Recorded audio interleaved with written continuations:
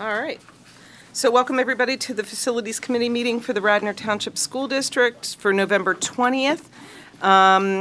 Before we get started, should we start off with any kind of introductions or administrative remarks? And just before we go into administrative remarks, just want to note that we have two board members who are joining us by conference call, by phone. Mr. Miller and Mrs. Stern are both on the phone and conference call.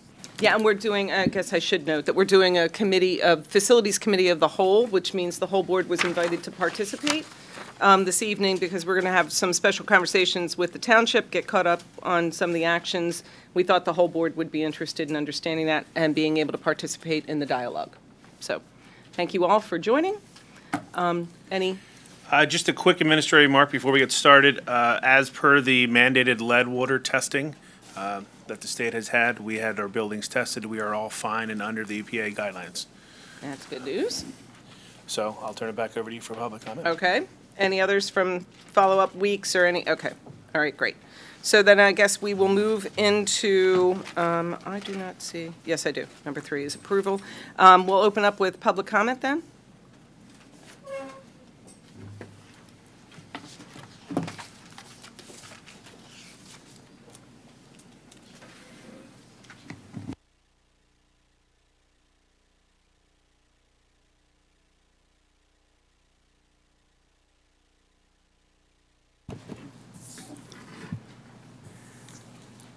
Good evening, Judy Sherry, Governor's Circle, Newtown Square. There are a number of township issues on the agenda, as Ms. Booker pointed out. And so before I comment on the agenda items, I would like to again suggest and ask, why doesn't the district swap North Wayne Field, Martha Brown's Woods, and Emlen Tunnell Field all on the agenda tonight for the township's Odoricio Park or other locations? The district isn't fully utilizing any of these orphan properties. They should be owned and cared for by the township because the township and its residents and programs are the primary users. The trail. First comment. Why can't we keep the trail on the Penn property? Why can't the original grant be amended? Why isn't that a better plan all around? The district is going to suffer major negative impacts resulting from the Penn development. What concessions has it received? When I asked whether the Township Shade Committee approved tree removal from the proposed trail around the high school, the written response was, quote, "The district would not be able to answer this question as we are not preparing the potential Radnor Trail." But the proposed trail is around the high school. Why wouldn't the district be involved in the process of determining tree removal? The North Wayne Field. Because I'm not sure what different topics are about, I have to just kind of guess. Is this about the emergency repair to the stormwater management system? Since the stormwater issue is not going away, is there a stormwater plan that considers taking advantage of the capacity of that area with minimal disruption of the park's use? Related to the Matson-Ford Bridge repair costs, since the school district and the township share payment responsibilities and will be coordinating with the repair, why not take this opportunity to renegotiate the tri-party agreement? It's over 20 years old. Times have changed, including the boards and the private owners. Stormwater. The school district, according to its written response to the public, is satisfied with the stormwater management for the administration building and RMS, even though there was a major flood and property damage in August. Does the district have a plan for a safe and orderly dismissal of students if another big storm occurs during school hours when school is in session? A big rush of stormwater creates different problems than snow. There should be a plan in place in advance, and parents need to be fully informed about it.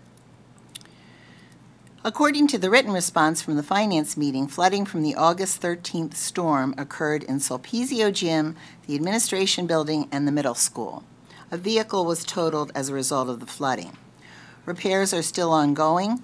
Current estimate for the total cost of the damage is $275,000 to $300,000.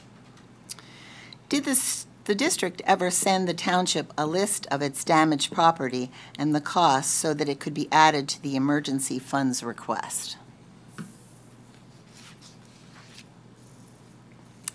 Finally, what can the school district do to help partner with the township to manage stormwater? The district may be one of the largest, if not the largest, landowner in the township now that Ardrazan is being developed. In the past, the district helped with township stormwater when the middle school was developed. Are there other ways and opportunities for the district to partner with the township to benefit the residents? Thank you. Thanks, Judy. I think and I hope we're going to answer some of those questions as we make our way through the evening.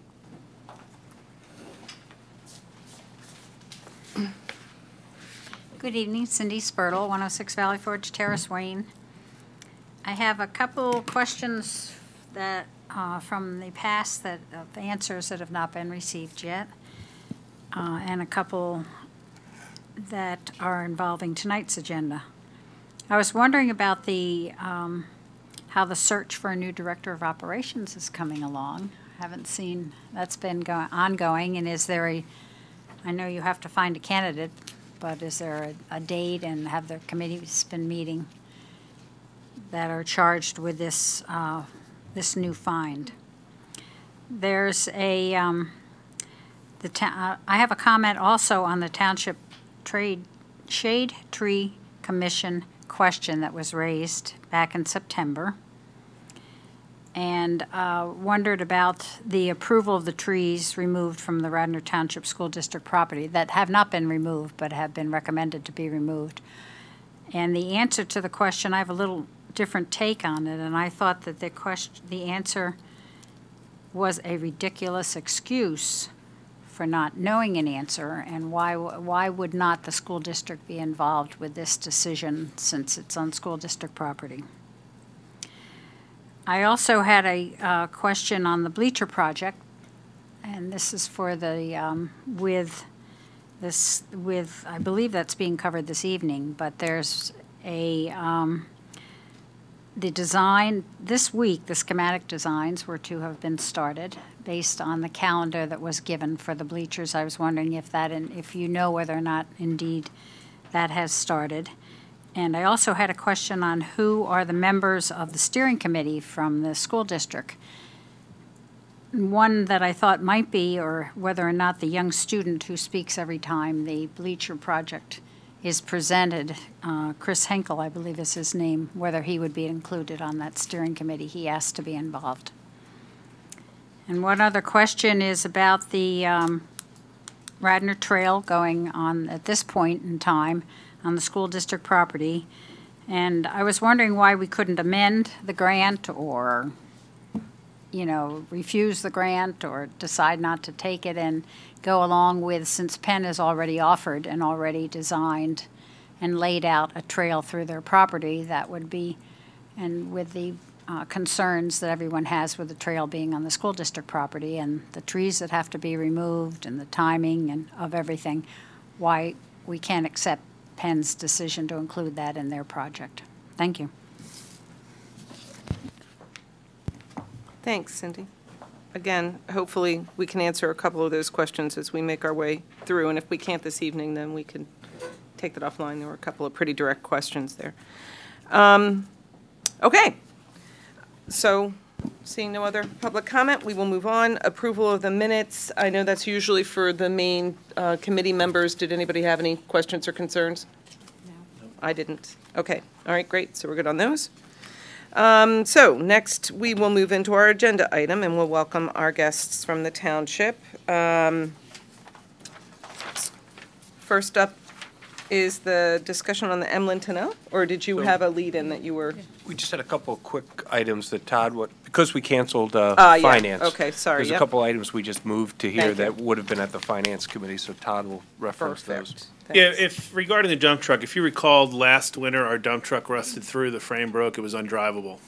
We were looking for a dump truck with what's called a backpack storage area, which has place to put our tools and other things that we didn't have this time. We could not find one, so we purchased one that we currently, like we had, and the dealer said once they would get one in, if we would be interested in purchasing that backpack dump truck, they would give us the exact same value we purchased for the dump truck previously towards a trade-in. So we're recommending to purchase a new dump truck. It's only a $5,500 increase. I did look at renting a dump truck instead of purchasing this one, but it would have been $2,000 a month. So it was a better deal to do this. And talking to the maintenance guys, I asked them to use this dump truck and see if it was okay. They'd really like to have the other stuff instead of driving a second truck with the tools, because once it's loaded, you don't have any place to put the shovels and those type of things. So we're requesting to allow us to upgrade the dump truck, and we would get the exact same value we purchased for it in the spring towards the new truck. Okay, anybody have any questions? You're saying we're getting a brand-new truck for $5,000 more? We purchased a brand-new truck back in Correct. early spring Correct. for about $40,000. Correct. So they're giving us that exact same value on the truck we purchased back in spring for a trade in the same $40,000. And it will cost us about $5,000 more to get that backpack and the. what So we're no looking for. depreciation on the question- purchase price? Depreciation. The question is that one a brand-new? That one will be a brand-new 2019. We purchased a 2018 in early spring instead of renting. I negotiated with them that if we chose to go this route, they would give us the exact same amount for the trade, and they agreed to that. Because with our CoStar's discount, they're able to actually turn it, trade it in, and sell it for a profit because we get such a discount on the CoStar's pricing. That's why they were willing to negotiate that deal with us. Okay, and the dump truck is used not only for maintenance, but is it also part of the snow Yes. removal? It And, is part of the snow and salt removal. okay. Does anybody have any other questions, concerns? Okay. The other items? The other two to be sold or disposed of are library books for Ithan and Radnor High School. That is typical. I don't know if you have anything additional. Standard item. So it's just standard, and we'll see that we'll see that at the meeting at the end of the month for approval. So this is just kind of forewarning. Anybody have any questions on that? I'll leave something just for board members for their reference. We often see library books on, and sometimes there's questions. So I just want to thank curriculum department for just putting together the process and what we look at when we're making adjustments within our books and looking at disposals and some of the steps that we take to do that. So I'll leave this with board members. Great, thank you. All right, so then if there are no other questions on those items, no other items that need to be added or discussed in that area? Just one other item. Yeah? Now you're on. Cannot see that for some reason. Just wanted to mention, we had talked about if we'd had a finance committee meeting, just to give an update on, from our presentation last week, the school start time, that we are still in the process of looking to consult with some outside consultants to work with our transportation department to look at our routes and look at some possibilities for what we could explore if we make a change. So we are still in that status of working with those two different actually groups to gather their fees and put that together. We did budget for this type of thing within our budget this year, and looking at the adolescent sleep time, we budgeted dollars for this type of work, and I think I shared with the board in the update last week how we're proceeding with this. So just wanted to share that we're still moving forward with it. Okay, great. Thank you. And since we're combined for facilities and finance, as far as the bleacher project update, we did have 2 meetings with the public. The first one had about 20 residents there. The second one had around 40. Schrader Group has taken that information. They're starting to compile it, and they'll get back to us when they have that compiled. So I'm glad you brought that up, because I was going to ask that question. And then with regards to the question that came up earlier in the steering committee, have we created a steering committee? Is it publicized? Have members of the community been able to get their voice? I I believe we shared it at the last facilities meeting, who was on the steering committee. I just want to confirm. Yeah, no, I'm just saying, I think we did, and I believe the members of the steering committee are Mr. Bechtold, the Schrader Group, obviously, both Hugh and Danny from the Schrader Group. I'm on the steering committee, Mr. Stitzel, Todd and Michelle both are on it. Mike is. Mr. Miller from the school board facilities on it. Mike Friel, the athletic director, is on it as well. Are there any members of the community on it? Not on the steering committee. The steering committee has just been organizing to gather those community members together. So we had those two first evenings to gather community feedback. We made sure that students, and particularly Chris, one of our students who's been coming to our meetings, was in attendance at those meetings, as well as contacting everyone in our community to let them know they could be there. Meetings went very well. There was a lot of good ideas, a lot of good discussion about our field usage and things that we want to consider. And then just so everybody understands the plan going forward, the steering committee will then take the input from these meetings. They'll be consolidating that into some sort of a presentation that comes back to the facilities committee for further discussion, and then we decide what we want to recommend up to the board.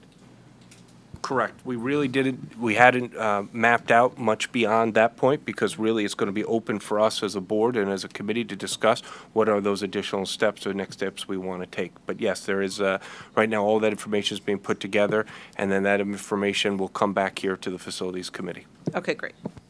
Does anybody have any questions on any of that? Yeah, I just have a question. One of the people brought up the fact that Tradition East now is doing one, and they have a cycle that builds in community involvement in this process, so that it said that they know that this will happen, then the community will meet, and then there'll be a meeting, and then something will happen, so that there's a process that's in there. Have we looked at because I did not get a chance to do it. Have we looked at their process and whether that would help us to possibly adopt some of that, or look at how we're doing things? Because that seemed very valuable, like during the meeting. So I can't speak exactly to their particular process they're doing right now, but the Schrader Group has, ran this process at many districts. So that's one of the things they shared at those two evening sessions with our parents. One of the things we discussed with the group is that we not only want to bring the information back here, but we have to create a process now for those that came to those meetings, how we want to get feedback back to them as designs are developed, as we compile all this information. So that has been discussed as part of it. And that's why purposely the Schrader Group really went up to, and the steering committee, I think we set a calendar up to December, and then we said once we had the information, we would talk about setting the rest of the calendar to build in exactly that. And while we're at it, some of the comments that I received was if we could include more of the elementary and the middle school perspective on it, either through teachers or parents of them, because it seemed very loaded, as if we were having this is a sleep study, correct? Oh, Bleacher project. No. Bleacher. Oh, I'm on the wrong project. I thought you were. We have a lot of projects going on. It's all right. Gotcha. Okay. Well, when we get to that, I have some. All right, and tonight we probably won't. I think mostly Ken was just making sure we understood that they were making some progress from your last meeting in terms of the actions that needed to be done. Okay. Are you good? Yeah, I'm good. Okay. So one other, I guess we'll call it old business kind of quickly here. The flooding, and just the question with regards to our communication to the township. Are they aware of what our damages were from the flood, the most recent water intake in this building and even the middle school? Have we shared that with them for whatever flood fund, emergency fund application they might want to do? So the township is, of course, aware of Salpizio Gym. They do rent that facility, or lease that facility from us. In terms of the damage in the middle school and the administration building, that has not specifically been shared with the township. If you would like us to reach out to the township and give them information, we don't have a written report yet from the insurance company because everything is not finalized. Okay. And so maybe when Mr. Norsini comes up, he can share with us whether that's information that they could use in the application that they're going to put forth. Okay, that's And fine. just, I mean, we don't want to make work for you, but if it's something that should be included, then we can find out. Absolutely. Okay, cool. All right, great. So let's move on to topic number 1. So there are really 3 sections now for the rest of the evening, all of which are pointed and directed towards what's going on in our relationship with the township. The first one's Emlen Tunnell, the second one's about Radnor Trail update, and then the third one is kind of a collection of general information on other things going on. So I'm not sure how you guys want to do this. Tammy, you're going to join us? I have a little bit of a presentation that I had put together. I guess. So let me just do a quick introduction for people who may not know you from the township meetings. Tammy Cohen is the Director of the Recreation and the Community Programming at Radnor Township, and she's going to join us to talk about the, I guess at the moment, it's the comfort station related to Emlen Tunnell. And one more time, you're back. Now you're on. You're good. I guess I was on all along. Okay. Yeah. So first of all, thank you for the opportunity to come and speak tonight. I am going to be speaking more directly on the Emlen Tunnell project, where I think Steve is going to talk a little bit more on the trail. And then I know we'll have some open conversation, of course, later on some other projects. So I put together a little bit of a presentation just to sort of like trace the steps that we've followed all along on this process. I figured since I had the opportunity to be before you, let's kind of go into it. So I guess I can control it. First of all, so we're here to basically seek permission to be able to install a comfort station at Emlen Tunnell Park, which is a park property that is, I'm trying to go to the next slide. Maybe if you could take care of that, thank you. That is owned majority by Radnor School District. As you can see by this slide, there's a yellow outline there. It actually represents the township's own portion. So this property in total is about 5 acres, and the district owns about 4.6 or so of those acres, with the township owning that front portion. So there was a lease that I guess commenced back in 1986. It was well before my time here. That was engaged for the township to take over the maintenance and the improvements of this property. And then in later years, of course, the parking lots were built, the parking lot area was built. I think more of the frontage of the park was procured.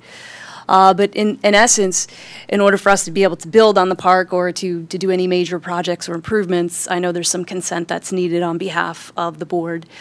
So obviously that's why we're here to talk about it a little bit today. I know the property is highly regarded by the residents in that area. It's a dense area of Radnor Township, arguably one of the densest. So I'm really here to represent the community today, as well as the township. I've been here for about 20 years, so I wasn't here when the lease commenced, but I was here for a long time. And I know during my tenure, this is a project that we talked about literally in every budget cycle. It's in the Garrett Hill Master Plan as, you know, having a bathroom, some type of facility installed on the site. I know it's something that all the sports organizations and the users of the site have wanted for a really long time. If you take a look at the profile of the site in terms of how it's utilized, obviously there's 2 softball fields, so Radnor Wayne Little League is a heavy user of the site with their girls softball programs that represents a large portion of the user base, as well as the Agnes Irwin School for their softball programs, and St. Catherine's, not St. Catherine's, Sacred Heart Academy School uses it for their softball programs. So in total, there's about 200 permitted hours a year that's used on this site. Just to put it in a little bit of perspective, that represents really one of our top tiers of a usage site throughout the township, with other sites like Odoricio Park, Warren Philippone, Beau Connor, and so forth. So in terms of permitted formal usage hours, heavy usage site. A lot of games are played there, so not only do you have our user base that's there, but you have visiting teams coming, ingressing and egressing off the site. So there's a lot of people on those properties on evenings and weekends, obviously spring through fall. On any given day, you could go to the park and you could see somebody walking on the walking path. I've spent a lot of time there over the years, and any day that I'm out there, I'll see folks. They'll ask me how long the walking path is, what are you planning for the site, you know, just to chat, and there's always somebody using it. So, you know, given the neighborhood that's there, I know a lot of users come and they walk their dogs. Not every park in Radnor Township permits dogs, so this is a site that permits dogs, which is heavily attended by folks just in that regard. So, very popular location.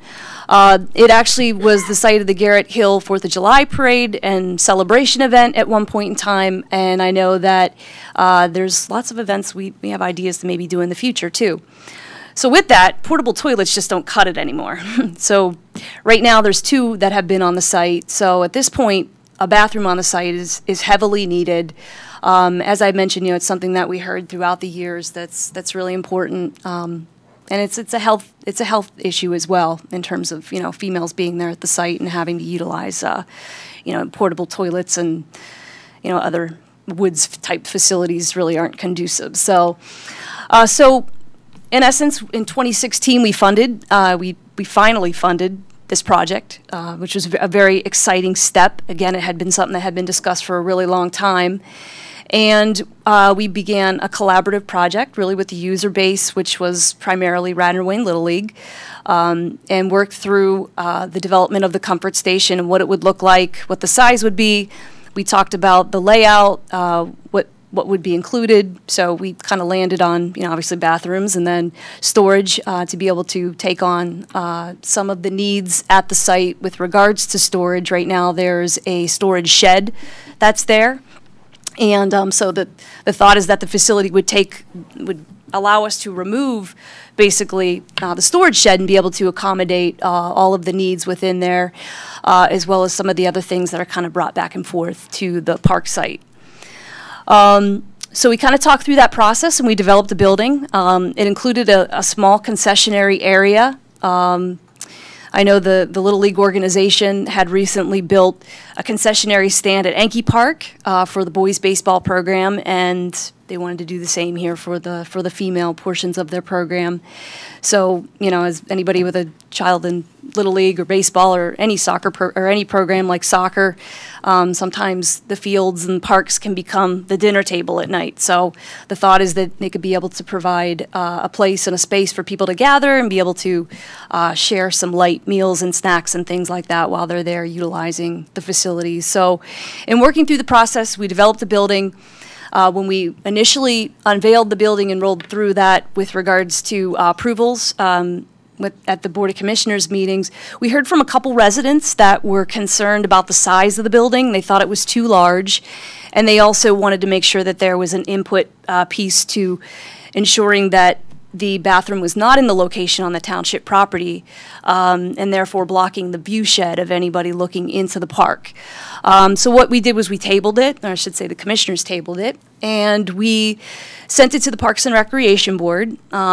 I had the opportunity to work with, of course, Chuck and Julia through that process, being that they serve on the Parks and Recreation Board, and we talked about the project from roughly May to about September, when ultimately they did vote on it. Back in May, Commissioner Farhi, who was the ward commissioner there, he had held a neighbors meeting where we had about 30 or 40 people come from the community. I know we had school board members there, we had business owners that came, tons of residents. It was really a great way to get out and walk the park and look at all the different, nooks and crannies and think about, okay, now where would the comfort station work the best? And when we left that meeting, everyone was pretty much in unison that one location would work, which would be right off the edge of the parking lot as you drive in. And I'm going to show you a slide with a little more detail on that in a second. So I think we were able to allay a lot of the concerns on behalf of the neighbors. And as we started talking through the process a little bit more and going back and redesigning the building to make it smaller throughout the process of like June, July, and then ultimately into September, the Parks Board doesn't meet in August, everybody seemed happy. And I think we were able to alleviate a lot of those concerns. So just to take a look at the building real quick, if you could just go on to the next slide. So the building that we're talking about is something called a ROMTech structure. It's a prefabricated building that would be a block masonry development. So a little bit different than some of the other bathrooms around the park system in terms of we have a lot of cedar-based units that are at places like Friends of Radnor Trails Park and Beauconner Park and Warren Philippone. So this will be a little different. It would be a block-based building that is prefabricated and brought to the site. It'll have a steel gauge-based roof and then timber trusses. And this is just preliminary. It hasn't been designed. Colors have not been picked out or anything. I mean, this is just sort of the framework of the building. just to give you some kind of perspective. And so when we redesigned the building, if you go on to the next slide, we did reduce it down to, it's probably really hard to see those details, and I apologize. But what we did was we reduced the size of the building by about 23%, 25%. So when it was brought down in size, all of the programmatic areas within the building were reduced. So the bathrooms initially were, they had 2 toilets within each. We reduced those down to 1. We made them both unisex, so a female wouldn't have to wait if there was somebody in another bathroom, since we know that's a large part of the user base at the site. We determined that we could still work with the storage size, which was reduced, I don't want to say significantly, but it was reduced in size somewhat. And then the concession stand was brought down as well. So if you look at the entire footprint of the building there, it's about 720 square feet. Initially, it was over 900 or so. So the dimensions actually of that building with the overhang, so like off to the right of it, there's like an overhang where there would be a couple of picnic tables, brings the building to 28 by 25, 28 feet by 25 feet. Of course, that doesn't include any of the pads or the accessibility or anything that would go around the building. So just to give you a little bit of perspective there. So the building, again, as I had mentioned, it seems to meet everyone's needs. The goals, I think, are being met of a lot of the users there. If we take a look a little bit more closer at the site, so if we go to the next slide, if you look at the blue box there, I just kind of dropped that in there to give you some idea of where we would place it at the site. That's not to scale, it's just to give you an approximation. So if you take a look, you'll see kind of the area that we're talking about, which was right there on the school district site. And thank you, by the way, for giving us permission to be able to get the survey. That was really helpful for us to be able to understand the setbacks and things like that and determine if it's feasible, which it is feasible, we did learn. So if you go on to the next slide, that'll give you some idea. So basically where that pine tree is located there, this area would be significantly graded so that it could be, it would rise up basically to meet the level of the parking lot. If you go on to the next slide, there's a couple trees there. We talked about relocating those, and I had a conversation with the township arborist, and that is feasible. So I know that's something that if we were to continue moving forward, we would relocate those trees and make those work somewhere else. If it's not on this property, we would do it somewhere else. If you go on to the next slide, I gave all of the board members a copy of this if you want to look at it in a little bit more detail, because it's kind of hard to see. At the edge of the parking lot that you see here, there's actually and you probably saw it on the last slide, there's about a 2-foot drop. So as I mentioned, that area would have to be graded. So the building would actually come right off the parking lot. So we would have to design a buffer plan, maybe some bollards, some type of landscaping that would be there to basically buffer it from the parking lot. We didn't do any of that yet because it's just, again, and not really knowing what the next steps are. We haven't engaged a lot of that detail yet with the engineers to determine, what would work best in that area. The good news is we're not going to lose any parking. The mulch that's there, which is currently a mess in that site, we're going to move that and relocate it to another area where it's a little bit more defined, because there's a mulch pile that sits right in front of that, where you're looking, right in front of where the comfort station would be installed. So that's a bit of a mess. So we would relocate that. I know the residents don't want to see that go from the site. And then the way the building, the way the building footprint would land within that area, it would cause us to have to relocate a couple of other trees, or no, just the 2 trees, but that we'd have to relocate the walking path. So I know that's something that you could see there in the shaded area. That's kind of where they sketched it in. And we also are going to want to connect that to the pad that's over it's like where the overhang would be, basically coming off the comfort station facing into the park. If you want me to point that out in more detail and get up to the drawing, I can certainly do that if that would be more helpful to you. But there's definitely a relocation of the walking path that's going to have to occur within that area. And I believe the flagpole as well would have to be relocated. We have that noted on and within there. So I think some of the advantages of this location is it's, you know, it's easy to be viewed by police if they're coming through, if they're driving in and out of the park site. So I think that helps. I think overall it doesn't create an adverse impact in any way, you know, to the park. It seems to work. And we could, you know, certainly address any issues or concerns that you guys would have in terms of how it might be situated or located. Just so you know, the drawing is just an approximation. You know, it might go a little further in one direction or another, depending on, you know, what is most feasible once the engineers really start to dig into it and, you know, put their hands on it. The batting cages that are located right within that area are going to be relocated and moved a little farther away. So, and that was a project we had been working on in advance of this anyways, with kind of reconstructing those. Those are some conversations I had been having with Radnor Wayne Little League before we even started talking about this project, to kind of situate those a little bit in a little bit more of an organized manner. So we talked about buffering in between where the batting cages would be relocated over from the comfort station. So we would make sure that that's safe and secure, so there's no concerns or issues with kids swinging bats or, you know, balls flying out of the net if, you know, somebody's in there hitting. You know, we talked about some different ways that we would make that work so that we're able to create, you know, a safe circumstance for all the users at the park. Tammy, quick question for you. I think you've done a great job of giving us the drawings and kind of the context of where you want to put it, understanding you're going to do a little tweaking once the engineers get in there for site placement, et cetera. I'm interested to understand, like, the maintenance and the, you know, what does it look like on an annual basis, you know, the operation of the building, the maintenance of it, et cetera. So maybe can you share some of that thought? Well, the maintenance of the building would be consistent with how we maintain all of our other structures at the parks. The Township Public Works Department's responsible for all of those features at all of our parks, and it would be the same as it is everywhere else here. Now, you know, there's responsibilities we would place on Radnor Wayne Little League, as we do at Enke Park, with regards to the concession stand. You know, we make sure they keep it tidy and, you know, there's not crumbs all over the place with, you know, attracting mice and things like that. You know, we actually have our health inspectors inspect the facility, which they would do the same within this. The difference between this one and Enke, though, is that it would be all prepackaged materials.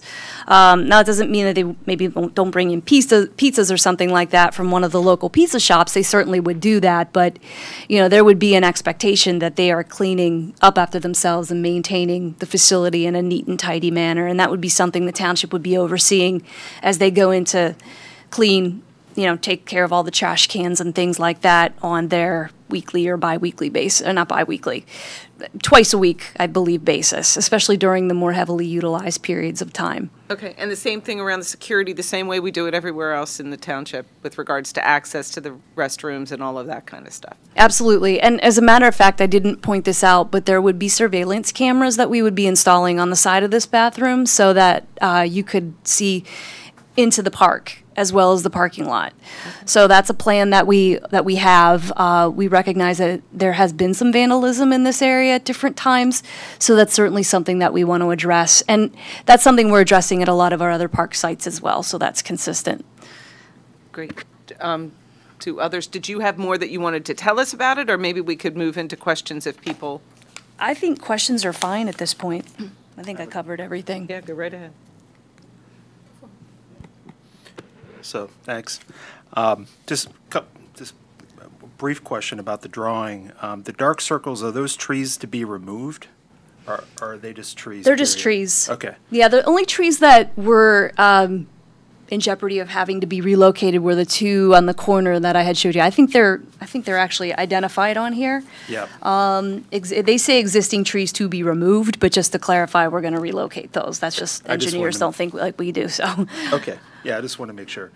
And then the other question was, the last time that I was more in the mix on these conversations, there were some concerns about the location of the comfort station. I assume that those concerns have been allayed or addressed, i.e. early on in the conversations, the comfort station was considered perhaps closer to the bottom left of the drawing, and now it's been moved more toward the center of the drawing. Well, so the drawing's a little, the drawing kind of makes it look like there's a large gap of a distance in between the edge of the parking lot and where the building would actually begin. It's really not, it's just, I think the way it was developed by our engineering team was just to show the contours, but it would really be closer, but elevated up, almost more level with respect to the parking lot. Sure. I hope that answers your question. I think so. For those of you who may not have been following this as closely, because I live a block away from the park, and because I've been a Garrett Hill resident now for almost 4 years, it was something that I was very interested in, and I was sort of keeping tabs on. And I just remember earlier on in the year when conversations had begun that that there was some questions about the location of the comfort station. So this is a different location than what had been, to my understanding, previously considered, i.e., if you look at the bottom left-hand part of the drawing, there's kind of a circle there. Closer to the street. Exactly, yeah. And some local residents were concerned about the location. My understanding is that this new location addresses those concerns. Is that? It does, is that yes. fair And understanding? the residents who had those concerns were actually at the park that day whenever we were out there and we walked through. And I know that the residents who did have those concerns had a chance to see this location and were happy with that, from what I understand. Right. At least the feedback had not been given to us to indicate otherwise. And I know they had been in attendance at the Parks and Recreation Board where we looked at it and we voted on it. They voted on it in September. So my understanding is that had been addressed, and that early on I had referenced that originally we were looking, it wasn't definite, but we were looking in more of the township-owned portion of the park. So that's where the concerns had come in, to where the thought was that it blocked the view shed looking into the park, and that was the main concern, really, was to not look into the park and see this building. It was to look into the park, continue to see the little grove that's there at the front, there's a picnic table, and not block, you know, the open space, essentially. Great, yeah, that was my understanding too. And I just think it speaks to how this has been, in my opinion, a great community effort of dialogue, of expressing concerns, of responding to those concerns. And I think this is just, for those of you who may not know that much about this process, this is the end result of what I think is a very positive community process of conversation and problem solving. Definitely. So, thank you. Okay. You're welcome. Anybody else have questions or comments? So first, Tammy, thank you so much for all your detail. I was scribbling down questions, and then you would answer them, and I'd cross them out, and I'd scribble another question. I was hoping that's what you were doing. No, you did a great job, so I really appreciate it. There were a couple that are still, one of them, and I'm assuming you guys did this, and I apologize, I was a resident of Ward 7 for 15 years, and my kids use this park all the time. So I have, like Andrew, very personal knowledge of it, and the lack of comfort station was awful, so I appreciate the efforts. I guess my question, and I think it's fine, but I just wonder if you guys are sure that 2 toilets is sufficient based on the usage of the toilets at the other parks with similar attendance in the township. We do. Okay. There's other parks like Beauconner, like Philippone, where this is consistent. Okay. Where there are single toilets per Okay. sex at those sites. That's why we added them to be unisex. Right. I think So, that was a good yeah. solution. The corner where you're going to put this, and where you've talked about or diverting the trail that's currently there, that corner of the park is often really, really damp. And I just wonder if you guys have thought about the potential, especially as you regrade where the batting cage is and where you want to put the comfort station, how that's going to impact the fields. And I know we have a lot of trouble with dampness in the far field as it is. Well, it's certainly something that we're aware of the swale in that area. I know that there is one in that area. That corner itself does tend to pocket water. I know it's something that we would be looking at. I'm not sure that changes the impact on the fields at all, but that's something we can take a look at. Okay, I think it would be helpful to the extent there's some kind of stormwater, as we talk about it everywhere else. Oh, definitely, Considerations there. absolutely. Be helpful. Okay. No, and I appreciate even the attention to detail of moving the trees rather than just cutting them down. So, no, thank you very much for all your hard work. Okay, thank you. Anybody else? Were there any other lingering concerns, Tammy, about the comfort station, or do you think that, and maybe that's a question for the commissioner, I don't know, aside from the location of it, on the part of the community or anything? No, I don't think so. I think it opens the door to some future work at the park, because I think the parking lot does need to be redone, and so does the walking path. I know that those are projects that we'll be continuing to advocate as part of our budget process, which is a big beast in and of itself. So, you know, those are definitely park projects that we would certainly want to make down the road just to enhance the park for the users. Will this project go through the planning process? So I know you've gotten up to this point, it's in the budget, you've gone over some preliminary stuff, you're going to get an engineer in now. If we give you permission to go ahead and do it on the property, you'll get an engineer in. Does it have to go through the planning process? Will there be any other opportunity if community members have concerns to express that concern directly to the township?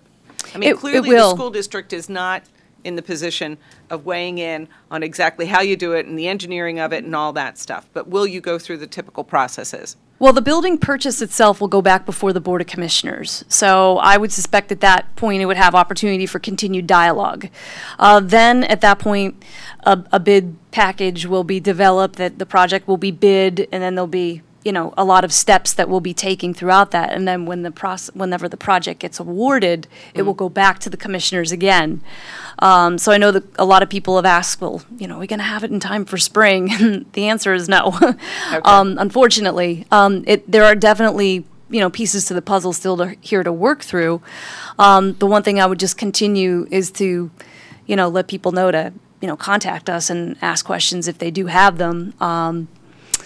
But there will be 2 other public pieces to at least the steps, to where people can come and they can express any concerns or questions that they might have. Now, it wouldn't go back to the Parks and Recreation Board, but I give them updates every month on projects like this, so people there even have an opportunity to discuss it if they'd like to. Okay. And then funding, the expectation is township and/or whatever community groups are getting together, this is all going to be purely funded by you guys. You're not looking for any funding from the school district? No funding from the school district. For either the building of it or the maintenance of it? No. Does anybody have any other and questions? Maybe could I just chime in too that, you know, having talked to the township, we do have an agreement from 1986. That agreement from 1986 does stipulate that the township, you know, cares and upkeeps the park. You know, this structure would really fall into that as well. They would be responsible for the upkeep, not only the building of it. We would look to probably create an addendum to this document to just clarify again what is in there, and and one of the things that it says in the lease agreement from '86 is that any type of structure, we have to give written approval for that to go forward. So we'd be looking as a board to, you know, we would be approving that addendum, that language that the township would be taking care of this facility and would be responsible for all the upkeep and for the costs and all of that for the structure, and that even if there's a time when this lease should cease to exist. The ultimate removal. The ultimate removal of it as well would be part of it. And, you know, indemnifying the district as well through construction, all that we'd look to put in there and have the board approve that. Okay. Makes sense to me. I had one other question. I saw in the map that it says proposed ADA concrete walk, and I was wondering about the facility itself. Is that going to be ADA compliant? 100%. Because there are older people who... 100%. Any new construction on a public land has to be in compliance with ADA. All right, great. Any other comments or questions? I think the process ended up being very smooth, but there were a couple ripples in it, and I'd like to thank Commissioner Farhi for taking a leadership role in this and gathered the neighborhood and the school board and the Park and Rec board and invited us to come, and he spearheaded that, and that brought everybody together and really got us back on track. So I'd like to thank him for that, and Tammy for all the work that she had done throughout the whole process. So this, again, this is something that shows that when we work together, we can accomplish things. So I'd just like to shout out to the commissioner for that. Okay. So just timing moving forward. in speaking to the township, and Tammy can talk about timelines, for us to put this on our agenda, we have our next board meeting is the Tuesday after Thanksgiving, is next week. And then we have the December meeting, which I think is December 18th. The township could potentially, they're waiting for us in a sense, and they can operate either way. They could vote on this as early as Monday. You know, the commissioners, I think, could put it on the agenda. The township would have it on the agenda for Monday night potentially, pending approval from the school board. They may approve it pending our approval. We would need to have that language complete and have all that language. Is the board comfortable? If we're comfortable with the language for Tuesday, shooting for Tuesday, does it make a difference from the township perspective, which I think it does, whether it's November board approval or December board approval? Well, it's not on the agenda for Monday night Oh, for okay, the it's for the not. Board of Commissioners, because I believe that agenda is already set. Normally, Okay. it's already set at this point. But the sooner the better. It just keeps it on track. Okay. So I mean, we'll look to see if we can have all that language. If we don't have it all ready, if we can have it ready, we'll try to have it ready for Tuesday. We'll do our best. If we don't have that language all ready, then it would be December 18th. We'd look for approval, but we would shoot for trying to do it Tuesday if that makes sense to the committee. Makes sense to me. Okay, I don't see any objection. All right, great, thanks, Tammy. Thanks. Tammy, thank you for all your work on this.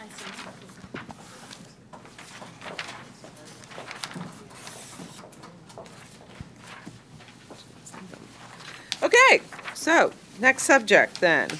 We're going to have a discussion, getting an update on the Radnor Trail.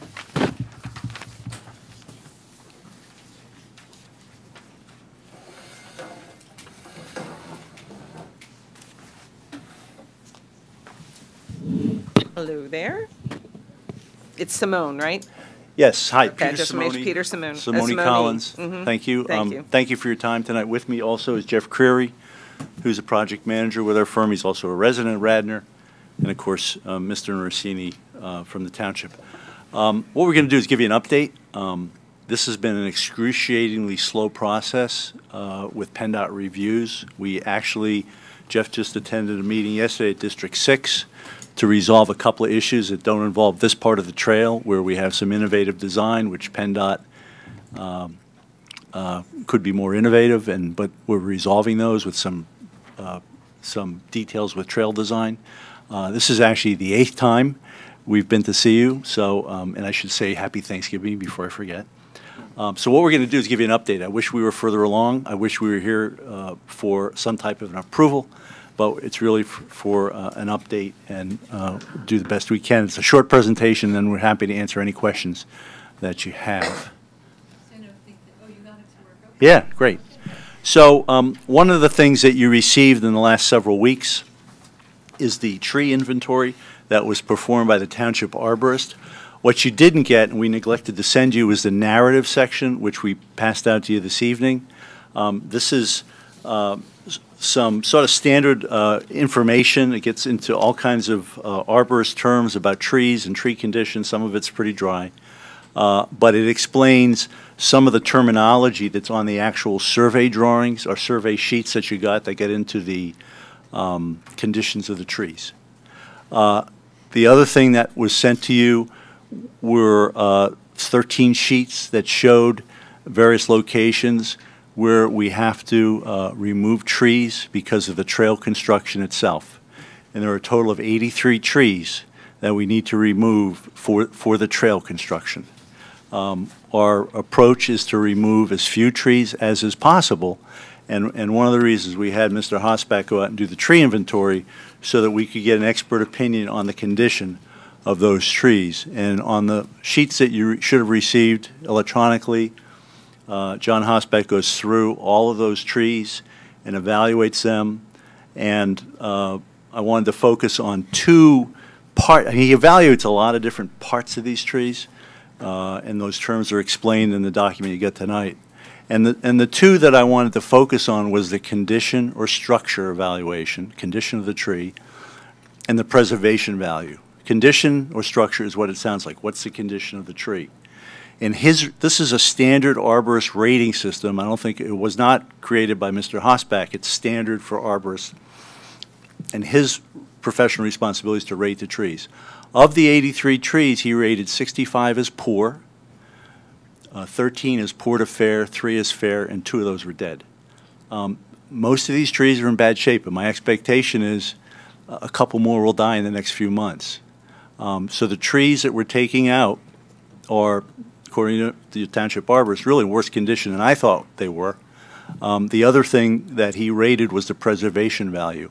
And this is basically what is the value of the tree for either shade or aesthetic features. What's the value? And low is 42, which I assume includes those 2 dead trees, and moderate's 41. So again, this is their terminology for evaluating what's the preservation value of preserving these trees, and it's moderate to low, and as you can see based on his ratings. So that's the tree evaluation. The bad news is we're taking out 83 trees. The good news is most of the trees are not in great shape. There's another characteristic on his rating system that looks at longevity, his guess as to how long they're going to live. I'd say at least half these trees are rated to live 5 years or less. So if the trail project never happens, you may have to remove these trees. So again, that's Mr. Hosbach's rating. Again, his qualifications are good as a certified arborist. So that's the tree evaluation. We can come back to that. I'm sure you'll have questions. The other thing that we looked at, and we were at. Can I ask you one question on that? Sure, before you absolutely. go? Just for my clarity. Yes.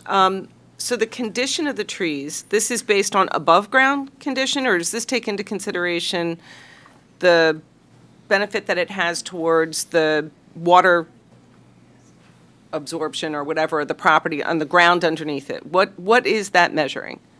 Well, Just there's so not in the system that's a standard system. My understanding is there's not a rating for ground absorption of trees of water. Obviously, every tree absorbs water, and it's a good thing. But if the tree dies in 5 years, it'll absorb 0 water. Yeah, I understand that. So to answer your question, yeah. There's not a rating for that. Okay. And I guess the question is it, I mean, if there was no trail happening, the trees would not be coming out, and they would remain, and they would pass away over the next several years, most of them, and it'd have to be replaced. Like I said, the only good news about trees in the trail is that we have to replace all those trees. Okay, so, but the measure, my question back to the measure rather than the consideration whether it's good or bad that they're removed or whether they live for 3 to 5 or whatever number Yes. of years, is that really that measure is about the above the ground. There's no real measure about the impact to the soil, water retention, water absorption. This is about above the ground. No, Mr. Hosbach also considers a lot of these trees, and many of you are on the site walk, and I think he pointed this out. There's a lot of root girdling going around, where if this is the trunk of the tree, the roots are actually wrapped around the tree and killing the tree. So he does take into account below ground conditions, and one of the reasons that the trees are in such poor shape, many of them were planted too low. Many of them on King of Prussia Road were planted too low, and they basically suffocate from not getting enough air, and the roots go around in the search for air and water. So there's no evaluation in the standard arborist measure for soil absorption. Okay. Yep. Perfect. Thank you. Sure. So, and we can come back to any other questions about trees. The other morning, I think it was September 8th or 9th, we met with Todd and Dan, the principal, out at the site to evaluate where our limit of disturbance would be in relationship to the existing field. One of the things that we represented to you early in the process before we had our stormwater engineering done was that we would not interfere with the playing area of the field.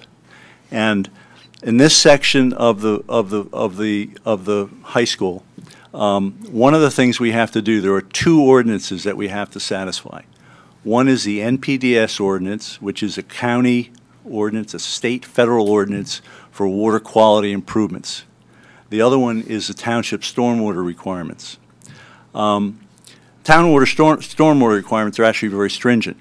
One of the things we did a few months ago, between rainstorms is we got permission from you to go out and do some infiltration testing. We were last here May 1st, and I think that testing happened after that. I can't recall. So we did infiltration testing both here and a few other locations for the overall trail. And the bad news, and we sort of expected this, but we had to do the test, and that's one of the reasons this field drains so poorly. We have very clay soils here, and it drains miserably slow. So the results here for infiltration were quite poor. As a result, we still have to design to hold water and to make the condition after the trail is in better than it is now. And we're able to do that. We can present to you calculations at some point if you're interested to see that, or if your engineer wants to see it. So the system that our engineers designed at this point is to create, you see those red circles, those represent 3 catch basins, and I'll show you some pictures so you can see in 3 dimensions where they are. Those are 3 catch basins. They're basically at the toe of the slope, bottom of the slope. And you can see with the red line there where the field line is, and that's off a Google aerial. And then what we did 2 weeks ago is we went out and measured where those catch basins would fall. And then underneath the catch basins, basically we have, I believe it's 3 large 48-inch diameter pipes, those heavy corrugated plastic pipes that you see on construction sites.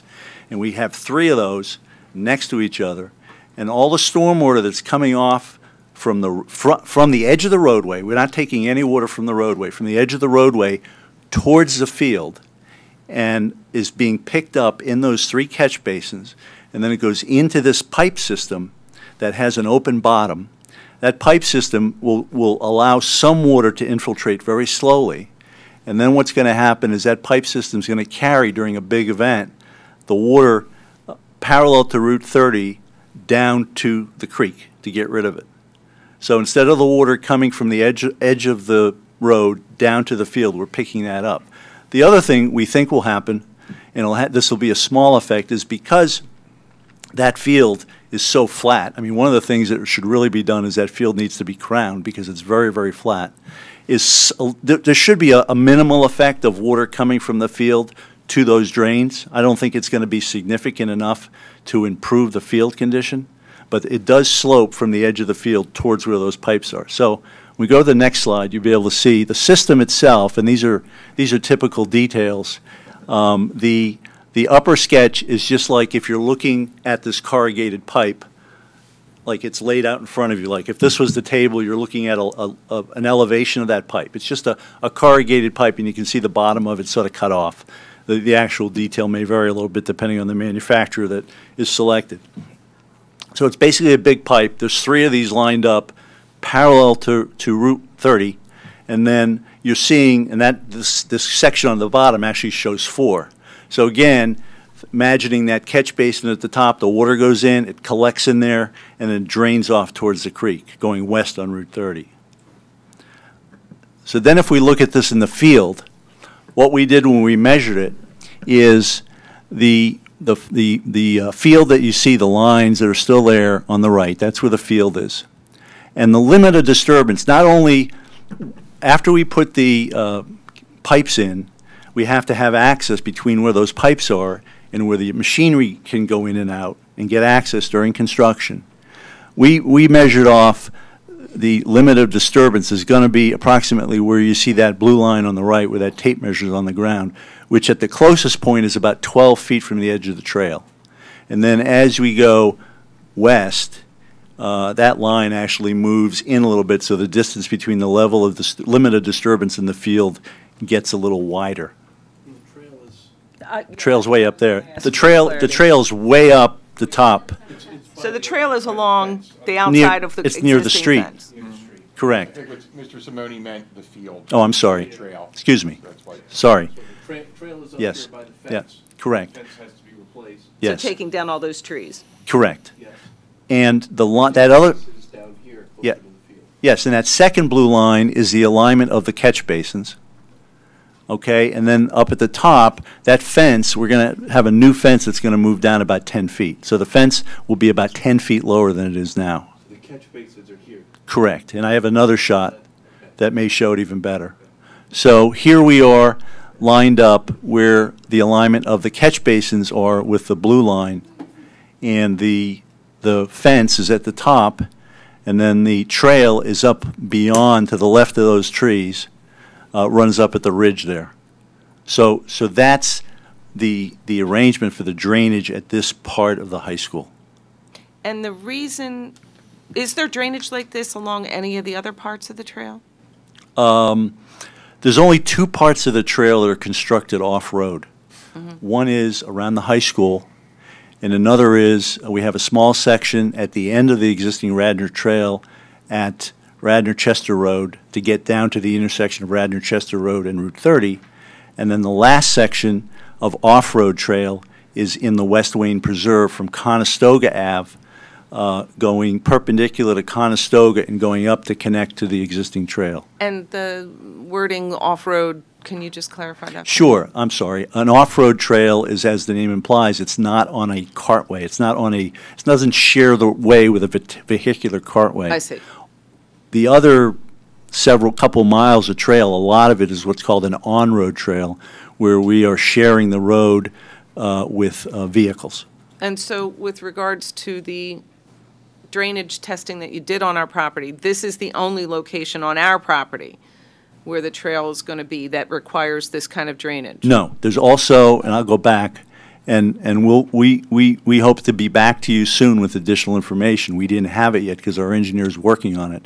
If you go further left or west on Route 30, further up, there are also a couple of other drainage areas. One is a storage area and one is a swale that will be put in to also meet the drainage requirements. And we just didn't have the information ready yet because our engineer is working on it. But as soon as it's ready, we want to present that to you also. So this is a fully piped system from here down to what is the creek back in that, what people like to call the wetlands area of the property. It's not a French drain. It's not expected just to drain slowly here. It's going to transport water. Correct. There'll be a pipe from the end of this storage system, which is about at the end of that yellow line on the left, down to the creek. I thought you said it was doing. I thought it was doing both. I thought it was redirecting, but it's also allowing the water to slowly permeate. At the bottom of this collection system, it will slowly infiltrate, as shown here, because the bottom is open. So there will be some infiltration, just based on the... It's not intended to be a French drain. It's intended to transport water away from the... It's doing both. I got Just you. the infiltration rates are low, so we can't rely only on infiltration. In a small event, we believe that the infiltration, most of it will be done by infiltration, because there's going to be a certain distance, and I don't know, from the bottom of that pipe area to where the drain picks up, there'll be some area for the water to collect without it draining out first, a small area, so that it has a chance to infiltrate. Is any parts of the drain daylighted in that you can see the top of the drain, or is it going to be under a layer of turf? In this location, the only thing that you'll see on the surface are the 3 catch basins. So you will see the catch basins Correct. from the top? Absolutely. Which will be a graded, like we would normally see, how big, 10-inch? No, I think the catch basins are probably like 2 by 3 feet, something like that. They're, decent size. 2 by 4, what you would see on a Yeah. street. Right. So, but near a sports field, do we have to worry about that being at all a safety risk Well, to our students who are running around or their siblings who may be sitting on the sidelines? I would suggest no. You've got to, where these catch basins sit, just by necessity and because of gravity, is at the very toe where the slope meets the low point. So it's at the low point.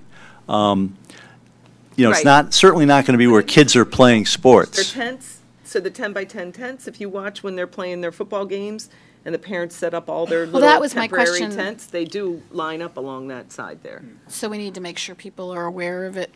Well, I mean, it's primarily a practice field, right?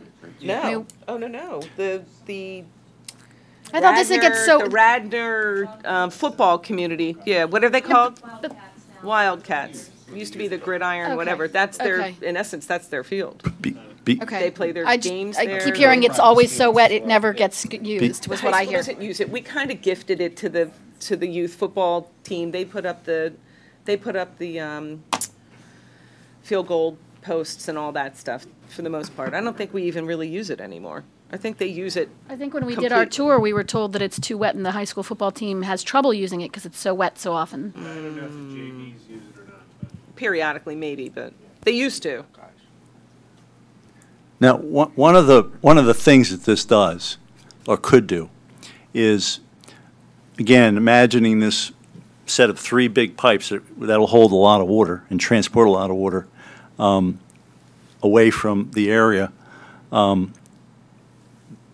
In my experience, and I've done these types of projects, this field is in bad shape. The day we were out there was 2 days after it rained, and it's not wet, it was sopping. Okay, there's no positive grading, and the soils are horrible. What I've been involved in the past are projects like this where you come in and create trenches that would be perpendicular to Route 30. And in this case, you might recommend 20 or 30 feet on center. And you dig a 12 or an 18-inch wide trench, probably 3 or 4 feet. And this pipe's going to be fairly deep. Maybe they're 3 or 4 feet deep. You line that with geotextile. You put clean gravel in it. You put a perforated pipe at the bottom. And you could conceivably put a system in to this pipe that we're putting in that would drain the fields. And I think that would have a good effect on the field drainage. Short of totally replacing the soil, that's probably the most cost-effective thing you could do to make this field more usable. With that, you'd probably want to amend the top 6 inches of the soil too, because there's a lot of compaction. So in someone who does this for a living and looks at drainage, let's walk away, let's not talk about the trail for a minute. Correct. If we wanted to deal with what's been flooding on this field, what would be the design? Would someone come in with a design with putting a catch basins in here and then doing what you're saying with the perpendicular pieces? And would that handle, like if the district chose to do something down the road, would we be able to tie into it? And would we find from an engineering standpoint that what is being installed here is large enough to handle that entire field? Our engineer has told us yes.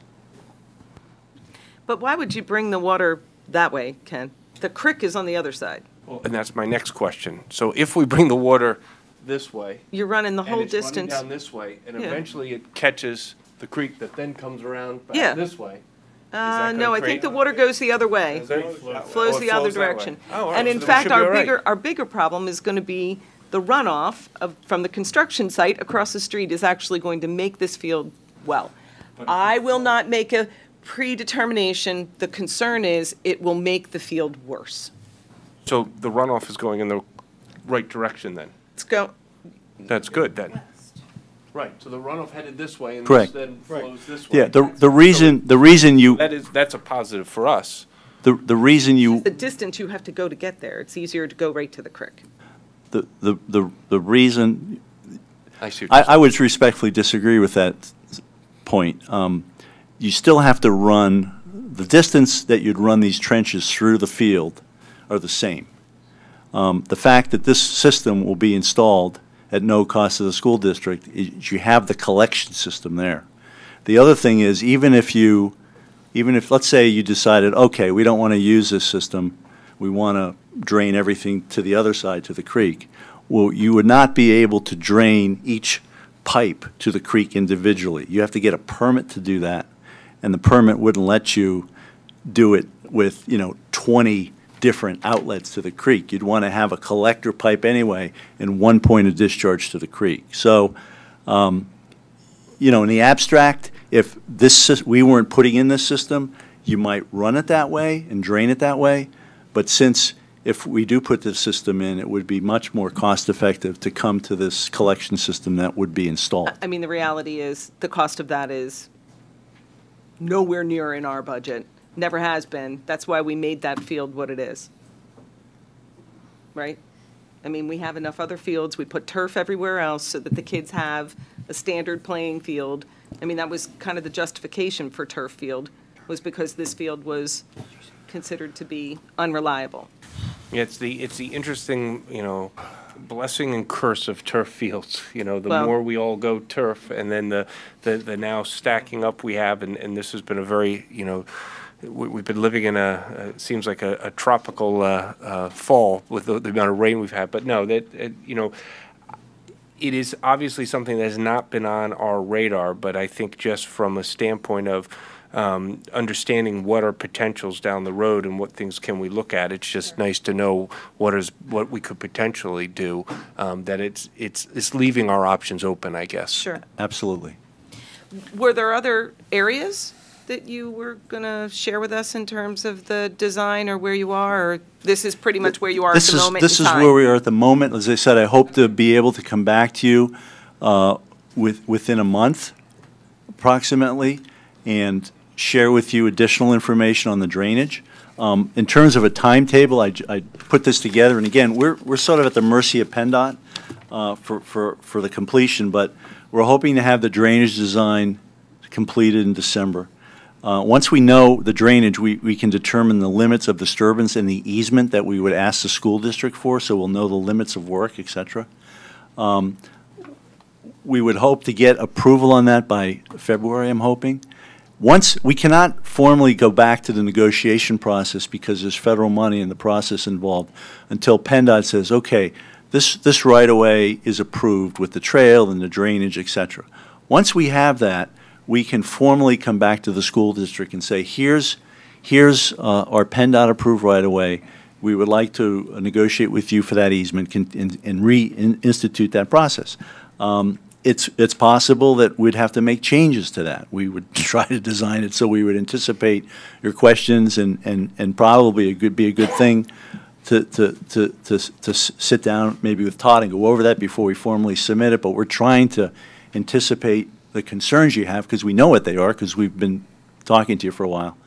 And then once we have that easement agreed to and we negotiate that, the township negotiates that with you and two other property owners in different parts of the trail, then we can have what's called the PSNE, the final construction package to submit to PennDOT, and we're hoping we can advertise and bid it late spring, early summer, and hopefully go to construction in summer or fall. That could slide to spring of the next year, the spring of the following season. So we're trying to move this as quickly as possible. PennDOT District 6 is behind on all of these types of projects. They had originally, if you recall, last time I was here, I was saying we had to have everything done by August. Well, August has come and gone, of course, and there's been no word because PennDOT knows they're holding up the whole works. So that's what I had for you this evening, and we can talk about anything here or anything else that you'd like to discuss. Are there any other questions about the design, the update we just got about the design of the? Yeah, I have a couple. I just wanted to ask, the catch basins are, you said they're going to drain into the creek, which, to my understanding, kind of wraps around that field, right? It runs under Correct. King of Prussia Road. Is there any concern, especially in a significant event, that that's just going to back up the creek and flood the creek in other ways? Well, we have to get what's called a GP4 permit from Pennsylvania Department of Environmental Protection to do that. Okay. That has to be taken care of in that permit. I can't give you more detailed information because I'm not a civil engineer, but that's a good question and it has to be taken account of. It's not like we are increasing the amount of water that gets to the creek. It's just the timing. It's the timing, right. Yeah. And that's part of the design of the storage system, that we're not going to be pushing it off the site at an incredible rate. We have to keep the rate within regulations. Okay, but so what you're saying is that's already on someone else's checklist of things they're Correct. going to make sure they get Yes. right. Can I just ask Yeah. one leverage off of that, Yeah. just so I understand it? This GP4 certification or whatever it is that you Permit, yep. apply, the permit you apply for, that standard practice doesn't really have anything necessarily to do with our site, or is it because of conditions on our site? No, it's standard practice when you discharge into a stream. Okay, thank you. Yep. Sorry. Okay. And then the only other question, and I think I understand this from the last time you guys were here, and you've been very clear with us, but I just, because I hear the questions from the public a lot. Yes. What you've proposed to us can't be changed without risking the grant for the remainder of the trail. So the questions about can't we just move this over to the Penn property, doesn't their trail fit the needs? The answer, I think we asked that before, Right. and the answer was no. Doing that would risk this entire trail into other parts of the township. Last time we were here, May 1st, we had Dan Snyder from DVRPC, who was here, and also we had the team from Pannoni and Penn Medicine. And I believe what I stated to you is we've never recommended moving the trail over. That's all been an informal conversation between members of the public, school board, members of the development team at Penn. And there are a lot of reasons why the trail shouldn't be moved over there. First of all, one of the reasons the township was able to get $1.75 million of other people's money, or your federal money, however you want to term it, It's actually was our that, money. huh? It is all our money. Yes. Let's not forget that. Yes. It Yes. comes from somewhere. Yeah, absolutely. And if you didn't get it, it would have gone to Altoona, let's say. But the reason, one of the reasons you got this was a good application because it connected to a school. Agencies want to create safe routes to schools. And right now, along Route 30, every time I've been on the site, I've seen at least one person, and usually more, walking or running along that trail along Route 30.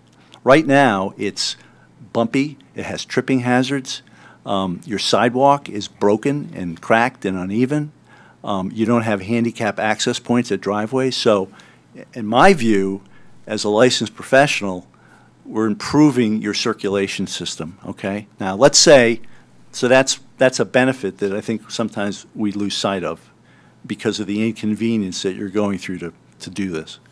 The other part of this is if you have a trail along Route 30 and then you still have a sidewalk going up to the school, if I'm riding a bike or running or walking, am I going to cross the street at that busy intersection, which is a little magic problem in and of itself, and go up along Penn Medicine and then cross back over to get to the school? No, I'm going to go up an undersized sidewalk of 5 feet on my bike, which is not what you want people to do. The reason this trail is 10 feet is that's the standard for a multi-purpose trail. So we wouldn't recommend that for our own liability. If we designed a system like that, you know, it's Mr. Simone, you're going to jail when there's an accident because it doesn't meet any standards. So quickly, those are the main reasons why we've never proposed from our team to move it, and we think the benefits outweigh the inconvenience and sort of the hassle that the school board's going through to hopefully allow this to happen. Is that, I had a couple of follow-ups, but if you...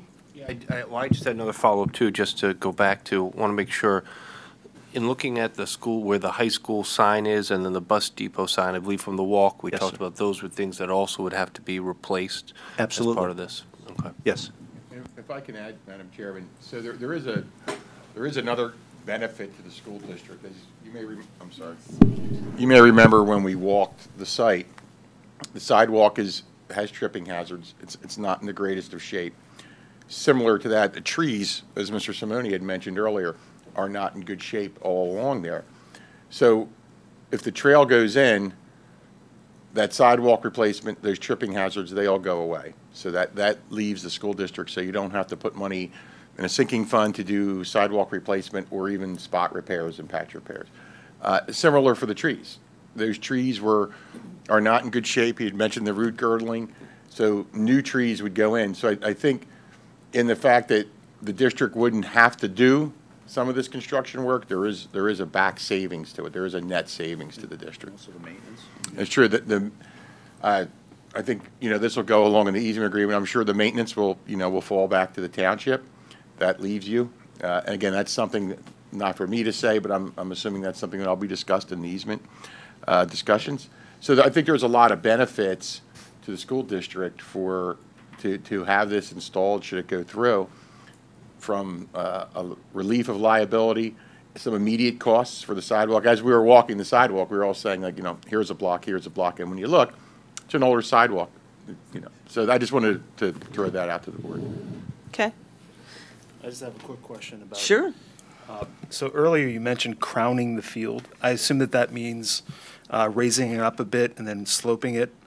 So could you describe that process and how that would affect the drainage? I'm just curious about that.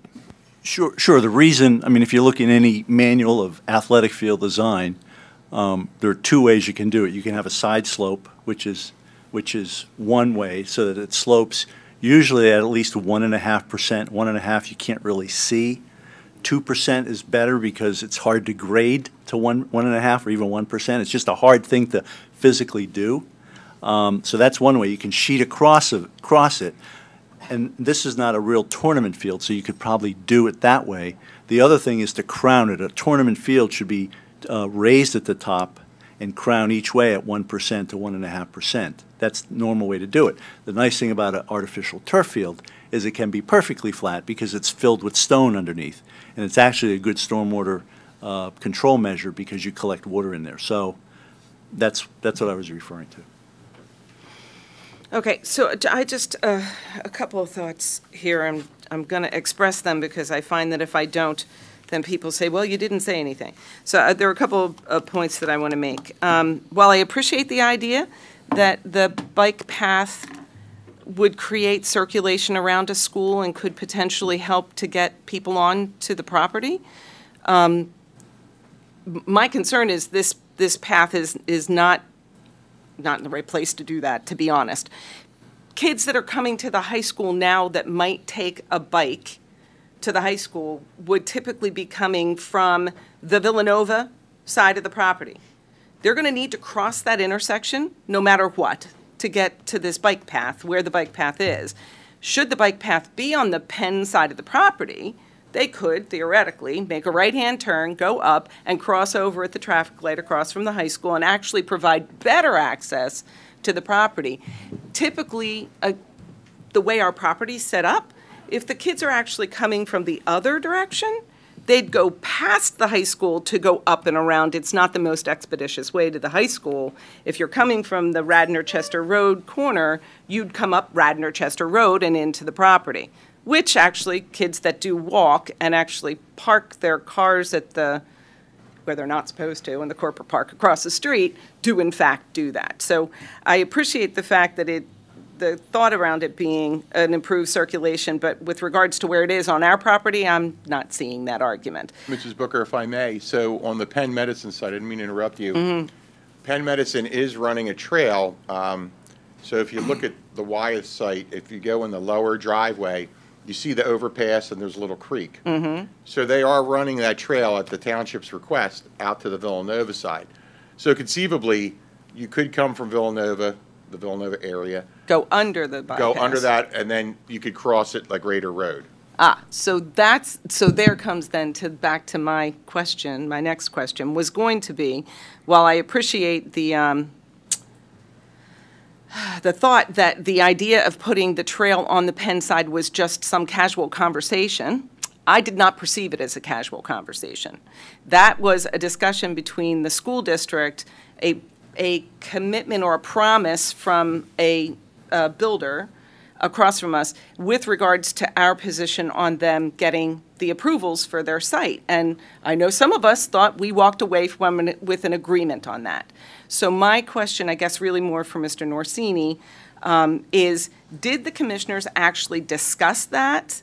And did the commissioners make a decision to forego putting at least part of the trail in front of the Penn side of the property? I realize the Lancaster Avenue part of it would be consistent. It would stay, right?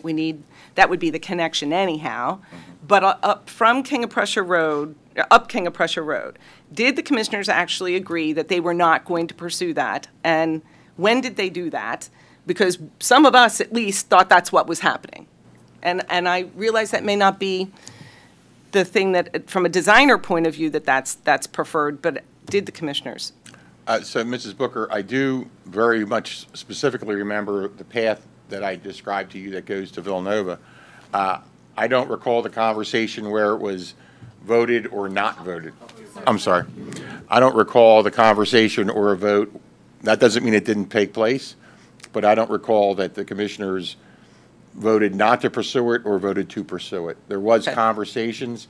I won't use the term casual, but I cannot answer you to whether there was a specific vote one way or the other. Yeah, well, the thing that I know had to happen was when we prepared the application to DVRPC and PennDOT, and also to DCNR and to DCED, both DCNR, Department of Conservation and Natural Resources, and DCED require a formal resolution from the governing body. So we had submitted the application with the route to the township. That resolution had to be voted on, that we were applying for the money. But that happened before the Penn approval, for sure. It was It years. absolutely did, It was because you came to way us before. way prior to. It was way prior to that. Right. The other thing I just want to comment on is you're absolutely correct that people are going to approach the high school from 360 degrees, and you're never going to anticipate everybody. The whole point of this trail is it's part of a system, and the system, this particular part we're building is also intended to make connections to the rail stations, both the one on the other side next to the new Penn facility, and we are understanding that there's a crosswalk there as part of that application. I don't know if that happened, and also the other station at the top at the intersection of King of Prussia Road and Radnor Chester Road to go across to that station. So it's a system, and any system until it's fully complete is not going to serve as many directions as you'd like. Fair enough. And I think that actually leverages my next comment, which was the concern that this is a hassle for the school district. For me, I'm not concerned about it being a hassle. I think we should engage in conversations about our properties and how our properties can better serve the community. My concern is that it is bringing, just like you're saying, increased circulation onto this site, which is already problematic for the number of cars that are coming in and out of the site, especially at peak times, new student drivers. That is precisely part of my concern. If the trail was on the other side, on the Penn side, the portion of the trail that worries me the most is the portion that crosses 3 of our driveways. The main driveway in and out of our high school and both driveways to our transportation. This trail is going to go right in front of those driveways. And we're bringing increased circulation of people on bicycles, potentially moving at pretty decent speeds while we've got cars coming and going and buses trying to get in and out. That's my concern, and that's why I feel so strongly. I really want the commissioners, this is me, Patty Booker, not speaking for this board. I'll let other people speak as they'd like, but I think the board really, the commissioners really need to discuss that publicly and understand why not put it on the Penn side. If it was on the Penn side, you alleviate a good number of those circulation concerns, especially crossing our driveways, which leads me to my next thing. Can I just comment on because your point is a good one, and it's an important one, and it's all about safety. That's right. And the reason, the bad news is we have to go through PennDOT, which is slow and cumbersome. The good news is we have to go through PennDOT, which is mostly about safety. And anything we do has to pass their safety standards. So you're absolutely right, and we've done over 100 trails all across the Commonwealth, and safety is the #1 issue. And as we know, safety is an educational process. I don't know what the counts are at Penn Medicine, or excuse me, across the street at the Penn, what the average daily traffic will be. I know there's a lot of employees. My guess is, and I don't know this, I'm just guessing, it's probably as high, if not higher, than the trips in and out of the high school. I mean, the main driveway is the point. The buses come in at a certain time and they leave at a certain time, so that's more segregated. But wherever we go with trails in a township as highly developed as Radnor, there are going to be those safety issues, and all we can do is follow the most current safety standards, which we have to do. So yeah, and I appreciate that. I just would like to make sure that these commissioners that are making these decisions and putting this putting it on our plate have that dialogue, and they actually have the dialogue about it and make some decision publicly about it. My other quick question was with regards to the grant. Can you just remind us, because I listened to this when you first got it. The grant is from whom, to whom, for what amount, and what are the limitations, just so we understand it? correct, sure. There are three grants and 4 sources of money. Okay. The first grant is from DVRPC. It's called the Transportation's Alternative Program, TAP. This was a TAP grant, now it's called TA. Okay. And that's from federal money that's funneled through PennDOT, and DVRPC administers it. And that's for $1 million, and that money can only be used for construction. It can be used for construction supervision during construction, and there's a 1% PennDOT fee that they get for their administration. So that's how that money's used. The second grant is from the Department of Conservation and Natural Resources, DCNR, and they funded this project to the tune of $500,000. And I believe that 20% of that money can be used for design and engineering, and the other money goes to construction.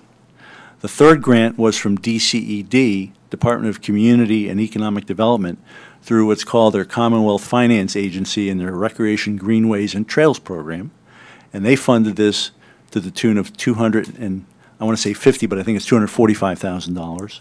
And 15% of that money can be used for design and engineering. The rest has to be used for construction. Okay. And then the rest of the money, probably, you know, a couple $100,000 is coming from the township. Okay. And is the township voted on that, or that all is part of you bringing it back once you have final designs? Like, is the township already voted to fund the rest of it, whatever the rest of it is?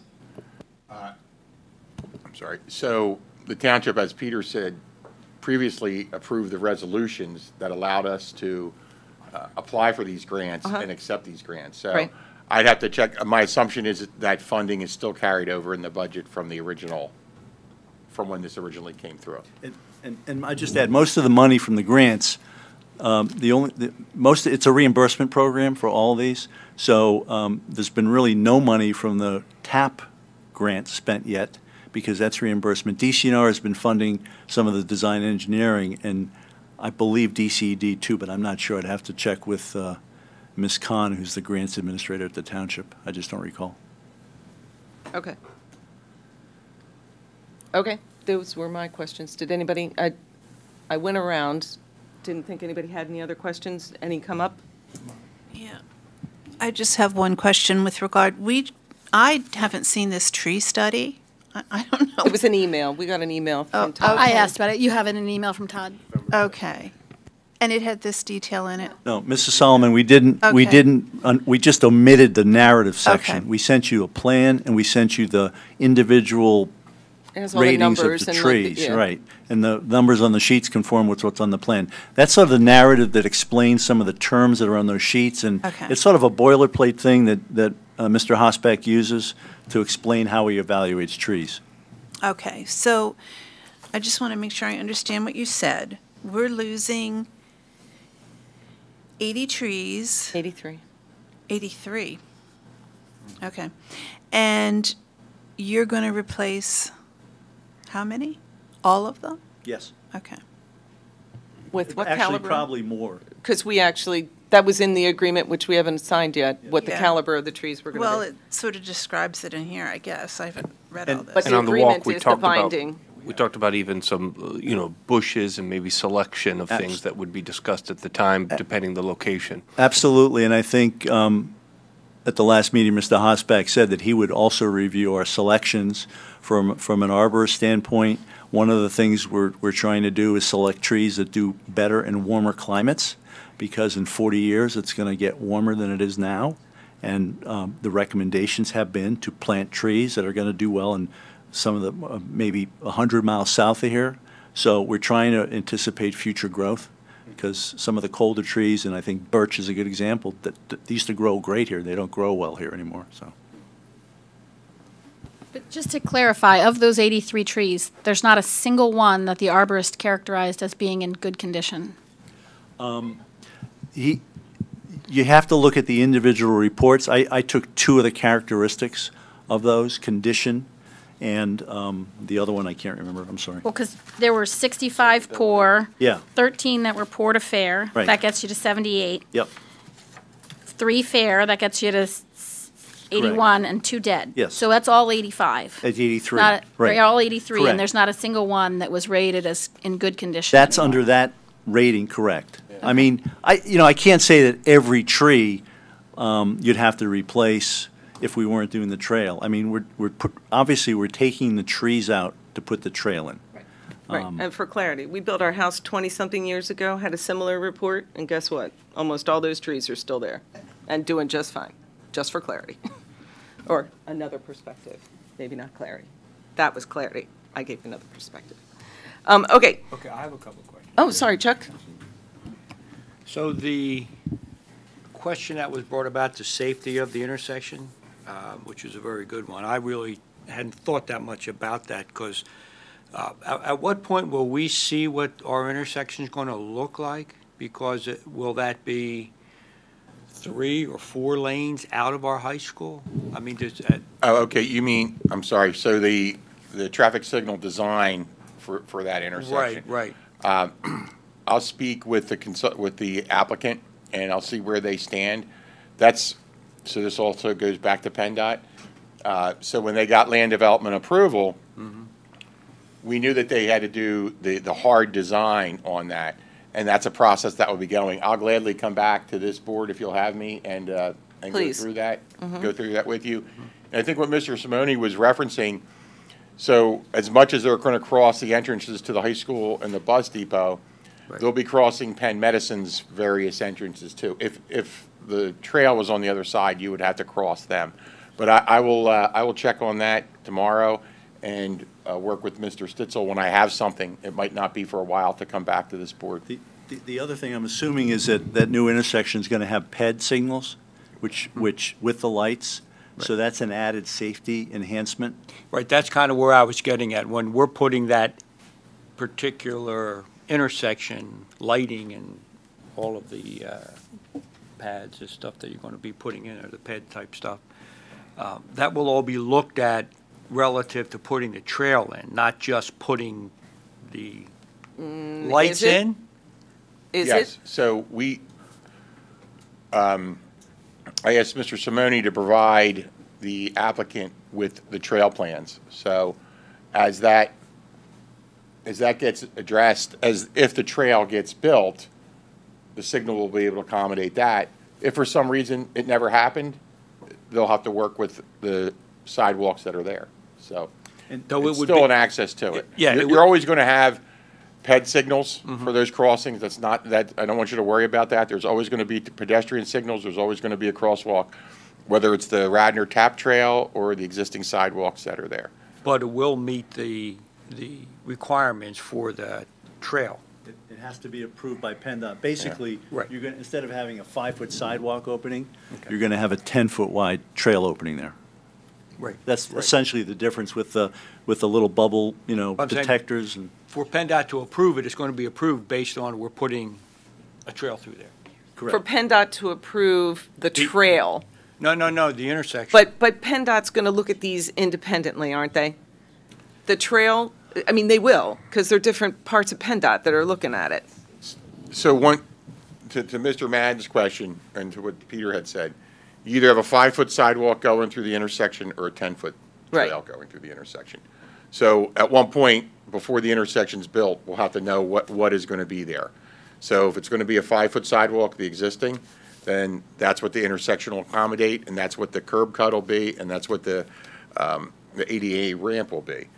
If the tap trail goes through, it'll accommodate that. So since the tap trail isn't decided on, hasn't been built, hasn't gone to bid yet, and neither has that intersection, the school board should rest assured whatever pedestrian pathway goes up to that intersection will be accommodated within that intersection. Okay. Okay. Other questions? Yeah, so the trail then that would go up along King of Prussia Road there. Okay, now you're talking about putting a 10-foot trail in. Yes, right. Now that has a really steep slope to the side. To the lacrosse field? Yeah. You mean down into the field? Right. Okay. So what's going to be done if you do put that in there? That's going to be addressed? Will there be any kind of retention walls put in, or do you have? No, we're basically, and that's going to, coming down from the high school towards Route 30. Right. We're basically filling there a couple of feet so that if you have the slope and you've got, we might have 6 feet flat. We're going to fill a little bit more, so we have a wider flat area. So how far from the 10-foot would it before you would start to roll down that hill? Our trail, the standards are that you have to have a 10-foot wide trail and then a 2-foot wide flat area. That would be grass. And then you can start to slope down. And when we did the site walks back in April, we marked in the field where the bottom of that slope would be. So we're extending the slope out a little bit towards the playing fields, but not enough to interfere with any areas of play or anything. It's Right. so the slope just moves out. Okay, now, to get off of our property, as it continues past the bus depot, okay, and this part of the trail extension is going to go all the way up to Radnor, Chester Road? Correct. Is that correct? And is that also going to be 10-foot? Yes. We view that as being 10-foot? Okay, is there any consideration of going down Radnor, Chester Road to connect it again? Down, what do you mean? Down, I don't understand your question. Radnor, Chester Road To the other side of the 30. high school Oh, property? to come back, that's not what the plan calls for. Is one of the reasons that wasn't looked at was there was very little available ground to do that on the, I guess it's the east side. There's a lot of improvements right near the curb, is my recollection. Right. Okay, I was just curious whether they thought about doing Yeah, I had hoped that that was an alternative path, period, so we didn't have to do the whole trail around the other parts of the property, but no. I have a question. Yes, the timetable that you showed over there? Yes. Is that something that can be distributed to us so we can sort of keep track of this ongoing Sure, process and maybe update us as you update the timetable? Absolutely. I mean, this is on we can send this to you. It's on the desktop. As I said, we're a little bit at PennDOT's mercy in terms of the schedule.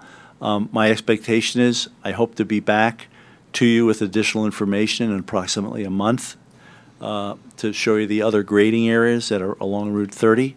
So my guess is my visits here, our visits here will be more frequent, and my interactions are going to be more frequent, moving to try to complete this. Yeah, well, we won't hold you to it, but at least it gives us some sort of a Absolutely. framework for what this is going to look like over the course of the next 6 months or more. Yes. Okay, thanks. I just have Okay. one other question. Uh-huh. And this, I guess we'll go to Steve. The Penn property, the path that's going through there, at what point does that have to actually be drawn on a plan? So the path that I described that goes under Yeah, the, that path. that is on the plan. Okay, so that exists on paper. That right was now. an ask we did early on. And they agreed to that. Yes. So that's actually happening. That's Yes, sir. Okay. All right, thank you. Okay, so that was the topic on the trail update. There was, I'm sorry. Just to follow up, the question was asked, who plays on that field? I contacted Mike Friel, middle school football, and it is our home field for JV and JVB lacrosse for Pike.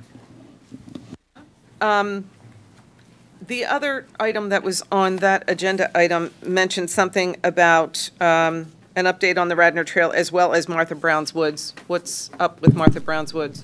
Okay, I can take that, Commissioner. So for nomenclature's sake, first off, thank you for having me. I appreciate it, the chance to Thank you. update you. Can I bid adieu here? Please We're do. not involved with Martha Brown Woods, so Okay. thank you, even though I'd love to hear the Thank you. discussion. Uh-huh. Thanks for your time. Thanks for coming. My nice second consultant to Thanksgiving. bail on me tonight. No, Thank you, just Peter. kidding. Just one.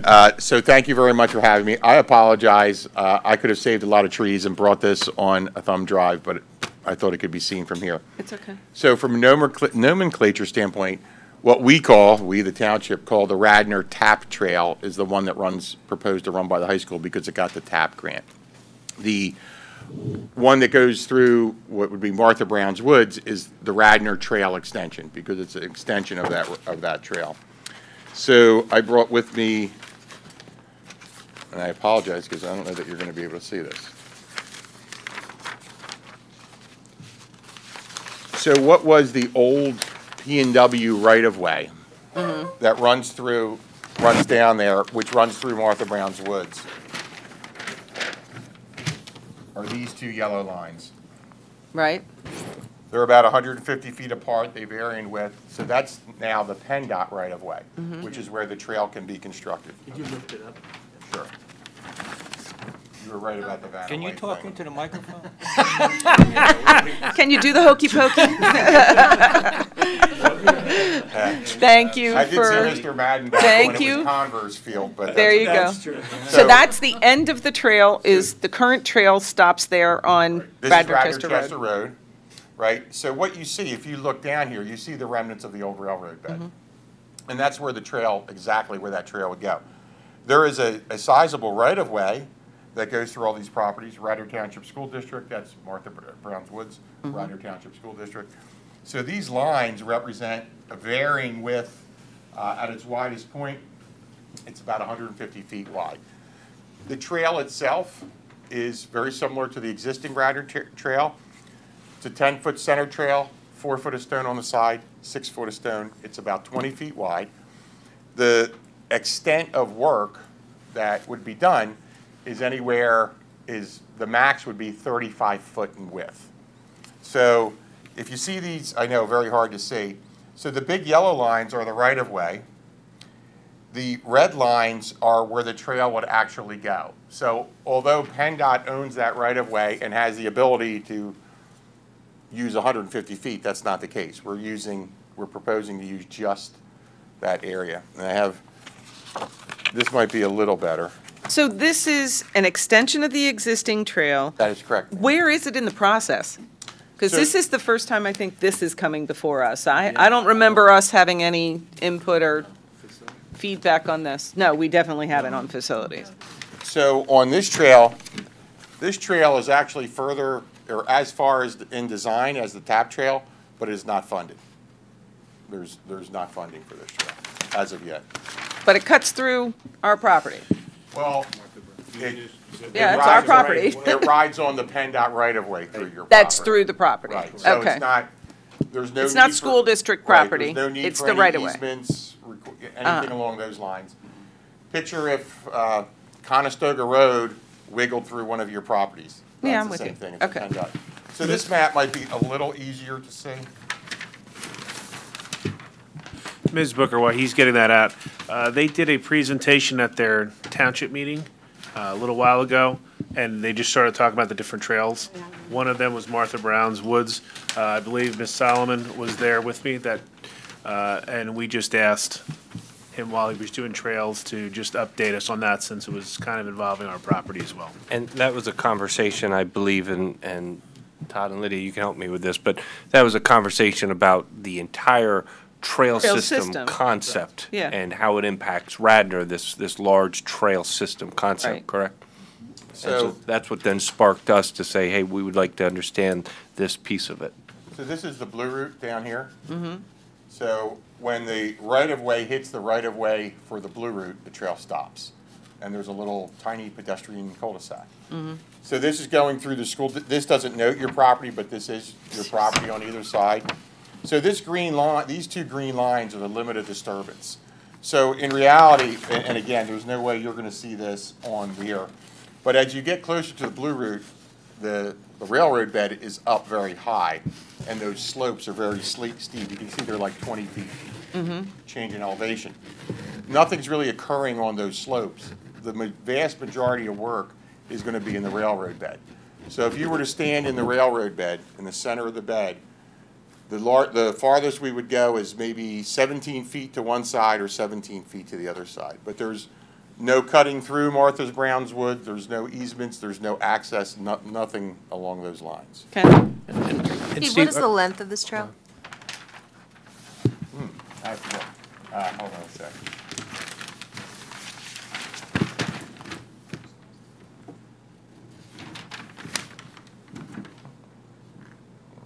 It's over 2,000 feet from Radnor Chester to that cul-de-sac. All the way over to the turnpike, To that or right sorry, of way. to the Blue Route Blue right away. Road, State Route 476. So if, Sorry, go, no, I'm just going to cut to, if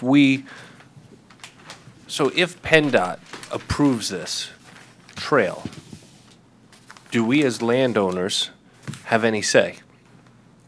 So from a legal standpoint, Superintendent, I won't speak for PennDOT, but since it's all in the right-of-way, there is no reason for that.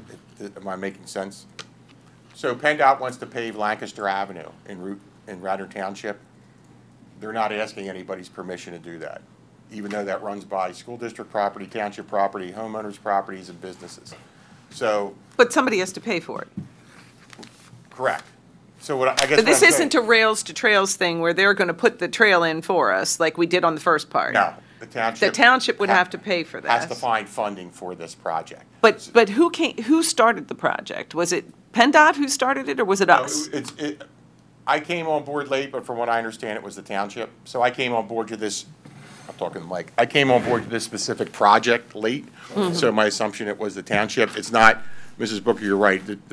It's not a free project. But to your point, Superintendent, so there's not a property permission needed because it's all within the PennDOT right-of-way. And that's not just for the school district. That's all for all the other landowners that abut the right-of-way. And are the rails, my understanding, are not there, just the mound is there still? Is that what exists? All there is a flat bed. With stone. A lot of it's covered with mud at this point, yeah. Dirt. We did do some clearing about a year ago just to be able to do survey because it was so overgrown. We couldn't get survey crews in to do the design. So the design is actually pretty far along. Unfortunately, there's no funding to build it at this point. But we wanted to come, I talk with Mr. Stitzel regularly, and he said this was something that the board wanted an update on. And, in speaking to the manager, I guess I'll kind of go out of turn a little bit. So to keep the communications going, as this progresses, if we should receive funding, we did receive a grant for $50,000, but in a $2.4 million trail, that's a non-starter. So I will tell you that. But as if funding does become available or we do apply for grants, we are researching grants for this project. I will let the school district know. My point of contact is Mr. Stitzel, so I'll just go to him. Also, I'll be sending Mr. Stitzel our planning commission agendas moving forward, so then he can distribute that to you folks to see if there's any project that would be of concern to the school district. And I will get the signal permit plans as soon as they're ready for what Mr. Madden had noted. So this is informational. We wanted to show you, and I guess the real reason I wanted to bring this up was I had heard people said, oh, they're going through Martha's Woods, they're going to use Martha's Woods. So in essence, the PennDOT right-of-way does cut right through the middle of Martha's Woods, but it's not, there's nothing happening up by the pike, there's nothing happening beyond that. It's all this work takes place on the railroad. What's the intent, though? You're going to drop people off at the Blue Route, and then the expectation is that it's going to cut over there and then connect to the Blue trail? Route's not the Blue Route's not the trailhead. So what's come as another project is using Enke Park, right by the Township building, to expand parking and to create a trail from there to get us over to Radnor Chester Road. As part of this, there'll be a big culvert put under Radnor Chester Road, so you could walk right under it. So the access isn't from the Blue Route side, the access is from the Township side. Right, but the expectation is that it dead ends down at the Blue Route side. Yes, ma'am. And there's no longer term connect that to this new trail that we're putting in front of the high school believe to it or add not, maybe, I don't know, more traffic on our property. Believe it or not, we did meet with PennDOT 2 years ago about a pedestrian trail over the Blue Route. I remember that. So whether that's a pipe dream or, so the thought someday is that would continue further east down the pike. I don't know if that will ever occur. Yeah, because I guess the idea was to be able to hook this up to the trail system going all the way into Philadelphia. Right, the Heinz Refuge Trail. But so I thought there was a plan to come all the way north and hook up with the Schuylkill River Trail. I thought that there was sort of there are lines on a piece of paper. If you look at the Radnor Trails and Radway Trails Greenway and Open Space Plan, all these different trails are mapped out in some form. It shows where they go, where they connect. But these are what we're talking about tonight with the Radnor Tap Trail and the Radnor Trail Extension. These are projects that are in hard design. Although no money to build it, it's in hard design. But which one of the trails would eventually hook up with the north-south trail? Ms. Solomon, I'd have to look. I can't tell you off the top of my head. Because the one going under the Penn property, That was part of the discussion, was that it gets you under the Blue Route. so then that would I remember obviously be the hearing that. one that Yeah. is going to eventually hook up if you're already under the Blue Route on a trail. If you go under the Blue Route and you get out to Route 30, there are sidewalks there now. Right. Not necessarily part of a planned path, but there are sidewalks.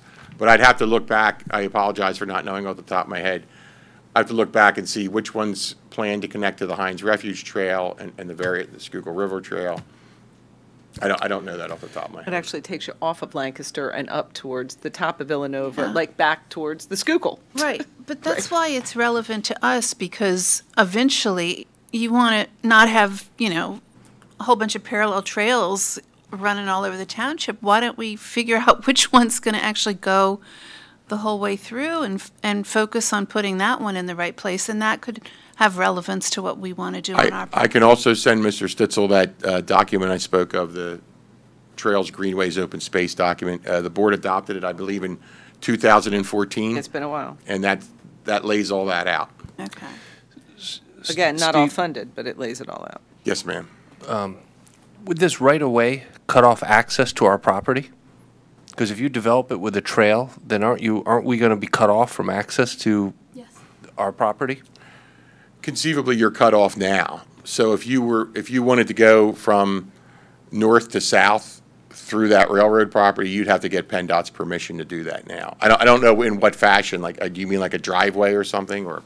Well, if this trail gets developed and PennDOT puts this trail in place, it seems like it's cutting off access, so there would be some. No, I think you can access Martha Brown's. You could access the two pieces separately. Okay. Yes, There ma'am. is a road, I don't know what the name of it is, but it's not far down from where from that backside. You can get to it. Is it Martha Brown's Lane? And actually, That gets to the back piece, and he's right, it is what it's called. And It is Superintendent- truly. I'm from here, remember? this will actually let people see some of the beauty of Martha Brown's Woods, as opposed to whizzing Yeah. by on the pike. Yeah, you can't see You'll it. you'll be able to see it from the trail. So I think it'll let people know about the beauty of that. But in reality, there is a right-of-way that goes through your property, whether it's developed or not. And probably not for tonight, but just for myself, maybe, and I'll look at our resident historian, maybe the history of how we came to obtain that land and some of the history of it would be helpful. We can have a discussion later about that. That'd be great. Okay. But All right, cool. Can I just have one more question? Yes. Or a couple of questions, but some of the concerns, because I did walk that, I guess, I don't know when you guys had that, a couple weeks ago, we walked it. Yes, sir. Yeah, and some of the neighbors were concerned about what's going to happen in that park once we do begin to get down there. So since we would then become neighbors of the trail, it goes right through our property. So although we may not have the ability to tell you what to do with that trail or what not to do with that trail, so the township is working with the neighbors on what will be done. And Mr. Madden, I don't want you to make, Oh, no, I don't no, want you to think no. that we were like a bull in a china shop. No, Whether your property was there or not, we value very much the school board's opinion and would always consult you on something like No, this. I'm not going there. But what I'm saying is that some of the citizens' concerns, they're also our constituents too. And when Martha Brown's Woods then will become opened up as part of a park system, possibly, but now we own it. So there could then become liabilities of people walking down the park. This was discussed. Mhm. We were at the meeting. People could then walk down and get to that little cul-de-sac, and instead of turning around, they decide to then go through the park, because it is a nice-looking area back in through there. It is pretty. So that could be some discussion that we may have as neighbors. Transforming the use of property that we don't currently use. Yeah. Well, but creating liabilities for us and Yes. risks and, Or who's going fencing. to clean it and Yeah. keep it Right. nice Well, and I safe? didn't want to go there, No, but yeah. but we Yeah. talked to the single-family homeowners about fencing, and absolutely that conversation's on the table with the school board. Yeah. If there's some type of fencing. None of that's been finalized yet, and Bob Thomas has met with some of the neighbors and will gladly meet. Maybe I don't know.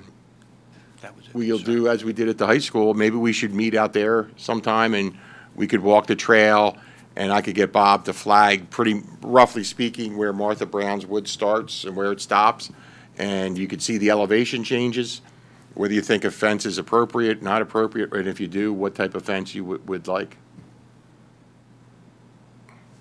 Yeah, we could talk about that. Yeah. I've walked the Thank you. trail, I think, 3 or 4 different times already, and with the township, looking at different things. We were at one time going to put an elementary school there. Yep. Seriously, we were. Before the blue route went in? No, the blue route was there.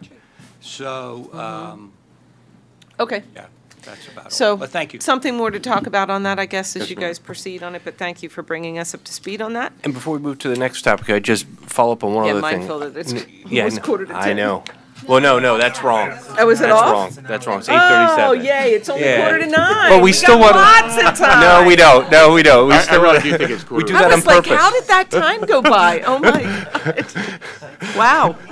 We're like students in a class. We move the thing on the chair Holy, people so they don't yeah. know what to. There you Steve, I want to thank you for, and the township manager too, and for all the communication. I know you and Todd have set up routine meetings, and that the township manager and I will join you for some of those meetings as well at times.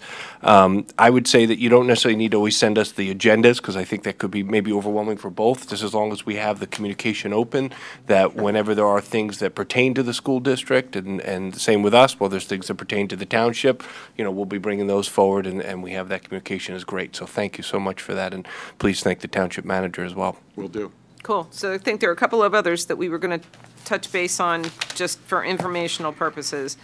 North Wayne Field. Yes, thank you, Mrs. Booker. So the North Wayne Field, that's where the drainage basin is, the stormwater management system. So that went out to bid. The project was awarded to N. Abanizio and Sons.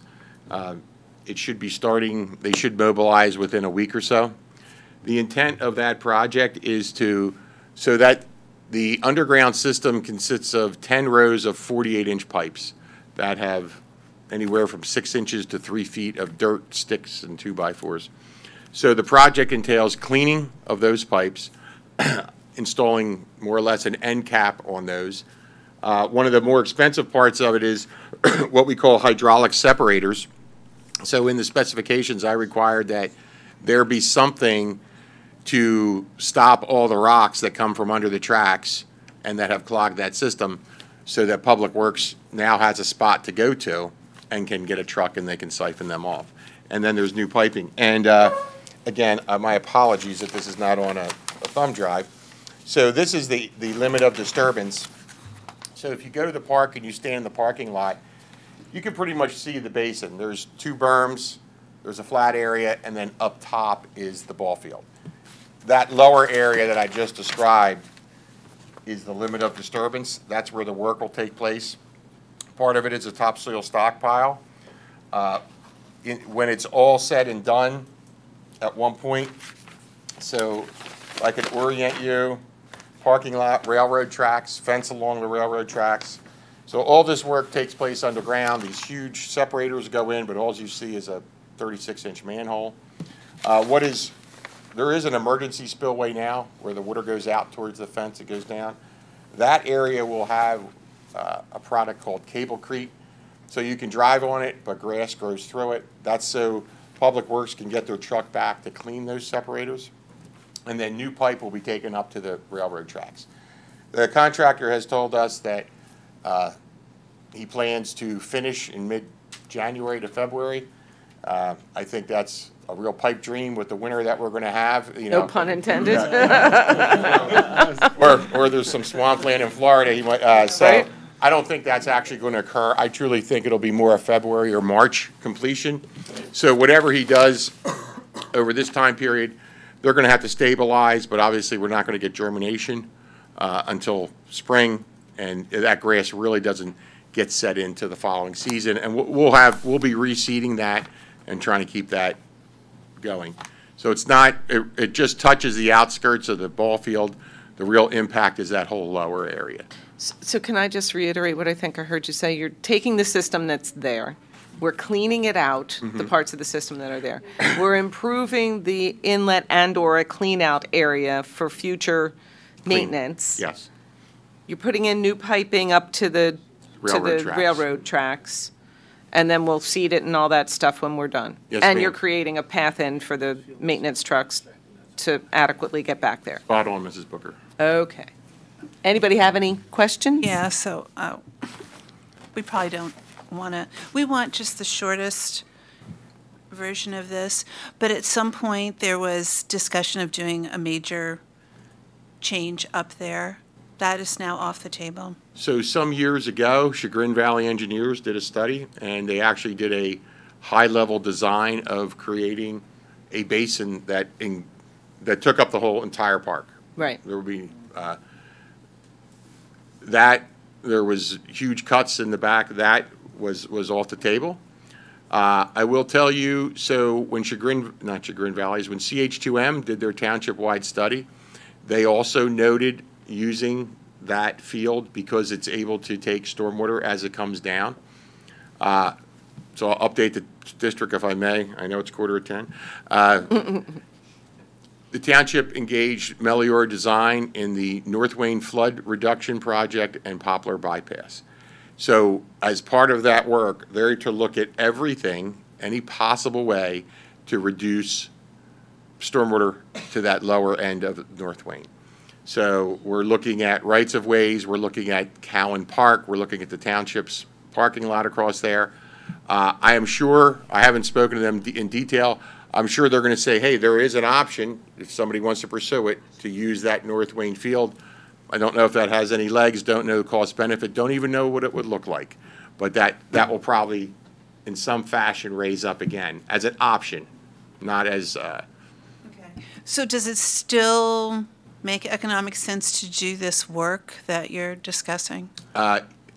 We do need to do this. So we have a piece of infrastructure that's, for lack of a better term, broken. Yes. And needs to be fixed, because I don't know if that other project may or may ever not take place.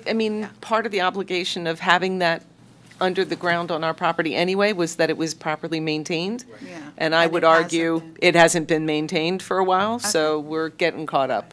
Okay. And hopefully helping downstream neighbors in the end. Any other questions on that particular? I just have a question on that. Steve, when you say it goes to the railroad bed, okay, where does it go from there? Does it run along the railroad bed and then come out on North Wayne Avenue? So from West Avenue, on that side, there's those businesses, and they drop off really steeply. Well, back there, there's a culvert that goes under the tracks. Okay. And that culvert dumps into North Wayne Field and eventually into the system. Mm-hmm. But all those pipes are clogged. They've been getting clogged. So where that culvert comes in, there'll be new pipe to take it to the system. Before those pipes enter the system, they go to these separators. Okay. That's where the sediment falls out, where we can retrieve it, and hopefully we keep them clean. And Mrs. Booker mentioned something, so there has to be annual maintenance. You know, the township's spending a lot of money on this, and if you have those separators but they're never cleaned, it's like they're not there. So there is going to be a continual maintenance component to this. So this system is now going to pick up from behind those stores. It'll pick up always. That's where it was always supposed to. Nothing's changed in that regard. It was designed for that. Right. Well, there was another one that's up further that goes across behind that parking lot, the AT&T parking lot there, which also gets clogged. So you're going to that's the piece you're going to maintain. I think we're talking about one and the same. Yeah, the creek. Well, no, the culvert. So all we're doing is making this, is bringing it back to its original design. We're not changing any flows. No more, no less. But does the creek, the pipe creek, flow into that system, or where does that go? I'd have to look.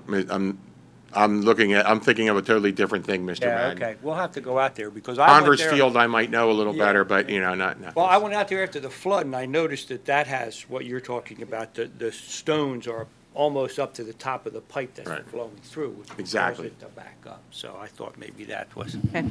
Yeah. I'd also like to make mention of Happy Thanksgiving and send it to Mort D'Angelo on my behalf, please. I will do that, sir. Oh, my. Okay. Any other questions on North Wayne Field? Seeing none, let's move on. Madsen Ford Road Bridge.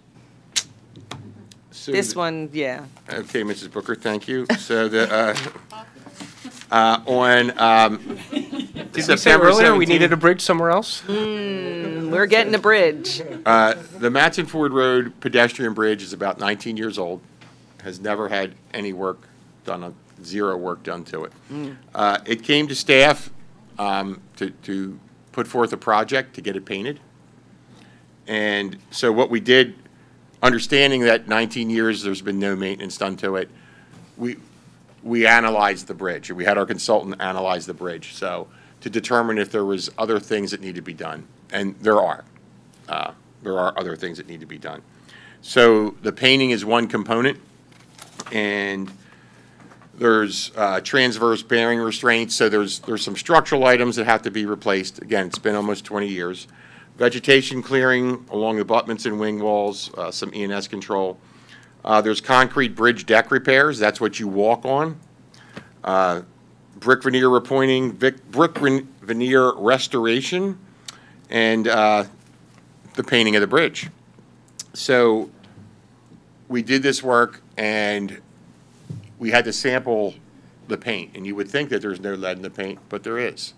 So that's another issue we have. So even though not every sample had lead paint, DEP, the Department of Environmental Protection, looks at it as a LCP bridge, lead-containing paint bridge.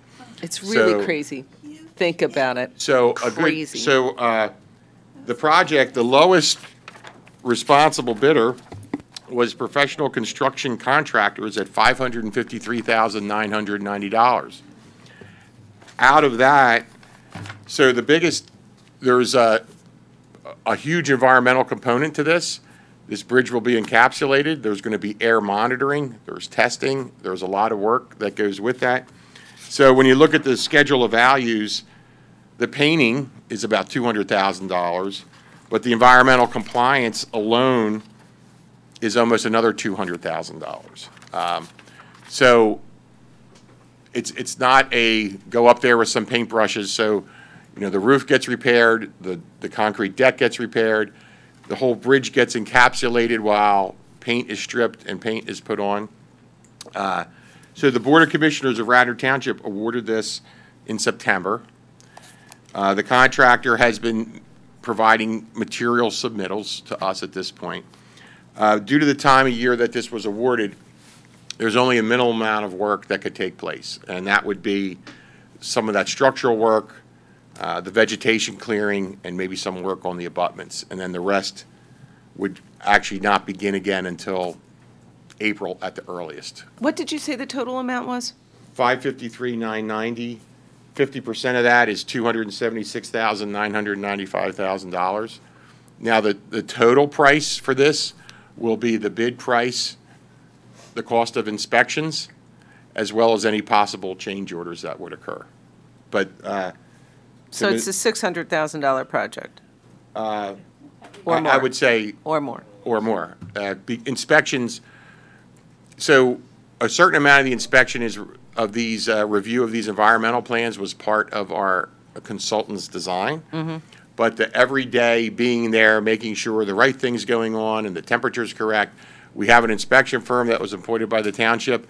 I look at that based on, I look at the hourly rate and the duration of the project. I had told Mr. Stitzel, I think the exposure to the school district, which is the same to the township, is over $300,000. When you look at half the bridge price plus half the inspection price, plus with anything, when you start to, my concern is when they go in to replace these bearing plates, the contractor calls me and says, this is rusted out, this is gone, this is not here, I don't know. So there could be change orders, but I think it would be fair that the exposure is about $300,000. So here's a crazy question. Did we have any warranty on this thing?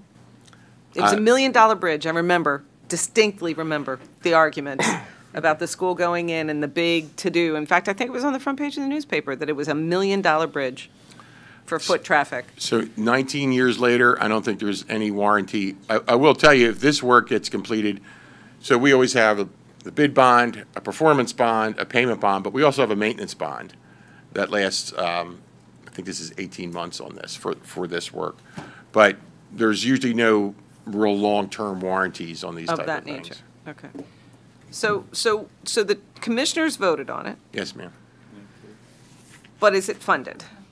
And is it actually like, what's the expectation from the school district in terms of providing funding? So the agreement states that the township and the school district each pay 50%. So Right. In talking to the manager, so I guess there's a few things that could be done if the township, paid for the whole project up front and then got reimbursed. Conceivably, it wouldn't be finished till probably June, and your fiscal year starts, I believe, in July. So you could budget for that, possibly. Well, we don't have this. We do not have this money. On the flip But we have side to of take that. care of this bridge. Yeah. No, we. Did the township even consider asking us before they spent money like that, and whether we wanted to continue to have the Hold bridge? on. So the reason we don't have this money is that we are constrained by Act 1. Mm-hmm. We can only increase our budget by a slim amount. We don't have this kind of funding for a bridge that we don't even use or want. So that's just one thing. I think. I know, but the problem here is we actually have a contractual agreement. And the contractual agreement at the time we built the bridge, which, oh, by the way, was a condition of the property, that the bridge was a condition of the elementary school going where it is. In order to provide enough parking, because we were landlocked, remember, like we were stuck where we were, the builder of the owner of the But that building isn't didn't really want us the to have more reality. parking. The reality is there's that is the plenty reality. of parking there. They never I know, but that use is the reality. At the parking time we lot built that the they- building, it's that's been vacant for 20 years. I know. Upper parking lot. But anyway, I know. The manager did ask me to contact the solicitor. So I'm going to back up before I get to there. The bridge needs work, right? Aesthetically, it needs painting, but those other items I listed, they're not aesthetics. They're safety issues. The decking, the bearing plates, those are required maintenance items to a structure that hasn't been maintained for 19 years, unfortunately. can I ask you a question about the contract for it? Why was lead paint allowed to be put? This was 2000 when they built that, or later. Yes, that's Why true. were you allowed? Why were they allowed to put lead paint on a Ms. Solomon, property? that was long before I was That's at why I Radnor asked if there Township. was I any don't kind of know. warranty or anything like that, because. I have no idea. It is I actually amazing. have a contractual question. So it's not clear to me that the Board of Commissioners actually knew when they voted on this that they were going to be pushing half of this cost back to us. But the second point is the contract, this whole contract, who's responsible for maintaining this bridge year over year? So the way I read the contract, and it was a long time ago, is Yeah. the town, it notes the cost is split. And I believe it's our job to do that. So the Board of, to your question, the Board of Commissioners approved this with the full understanding that there's an agreement that splits the cost. But has the Board of Commissioners spent the last decade or two maintaining this bridge properly? If they'd been maintaining it, maybe they would have noticed there was lead in the paint within a time frame that we were within the statute of limitations to sue the people who built it. I mean, can't speak to that. I mean, Okay, that was, but I think that the Board of predated me Commissioners here. needs to think very strongly about really trying to kind of demand that kind of money from a district that doesn't have it. I sit on the Finance Committee, so does Mrs. Booker. We're very aware of the district's finances, and for the commissioners to just approve something like this without bothering to mention it to us, I don't. Yeah, I will tell you, the township manager asked me to talk to the solicitor in a casual way about what would happen if this contract halted. So you have to, I'd have to, no matter what, you have to pay the contractor for. Well, someone has to pay the I contractor. mean, the contractors can be paid for what work they've done to date. Right. And I don't know if there's any damages in there. That's why we'd have to speak to the solicitor. We could then, contractually, we could be looking at damages by telling this guy, hey, by the way. No, but I'm actually talking about the tri-party agreement. If the township hasn't been fulfilling their obligations to the district and the community to maintain this bridge, I'm not sure why their failure to meet their side of the bargain doesn't negate any obligation from the district to fork over money. If we'd known year over year that there were these responsibilities and we'd been budgeting for it because the commissioners were properly maintaining the bridge, that's one thing. But to come to us and say, oops, sorry, we haven't been maintaining this properly, and now we need, $300,000 from a district that doesn't have it, they may be hard-pressed to get that from us. That'd be something to take up with the commissioners, ma'am. Well, you may want to mention it to them. I will gladly pass that on. That's not an answer I can give you, though. Okay. All right, so as I understand it, or just to be sure we're circling back, the commissioners were north of 600,000 potentially. The commissioners have voted for this to move forward. Yes. The expectation of the township is that the school district is going to abide by this agreement. We can have a different discussion about where we go from here. Yes, ma'am. And they have already started the work. They have started their submission process. They've submitted, so actually there's like really detailed environmental plans. Sure. There's a cost involved in But they've creating started them. that work. They have done those submittals. They're not physically on site yet. And but- is the township, I know they had the big budget meeting last night, which I dared not to watch. I was not in attendance. So is it in the budget? Is the township's portion in the budget? Yes. Okay, because they've awarded this contract. Yes. So the expectation is that that side's funded. All right, so we can It's in figure the out where budget, we ma'am, go yeah. from here. I guess we can talk to our solicitor, but that's not going to happen in this meeting.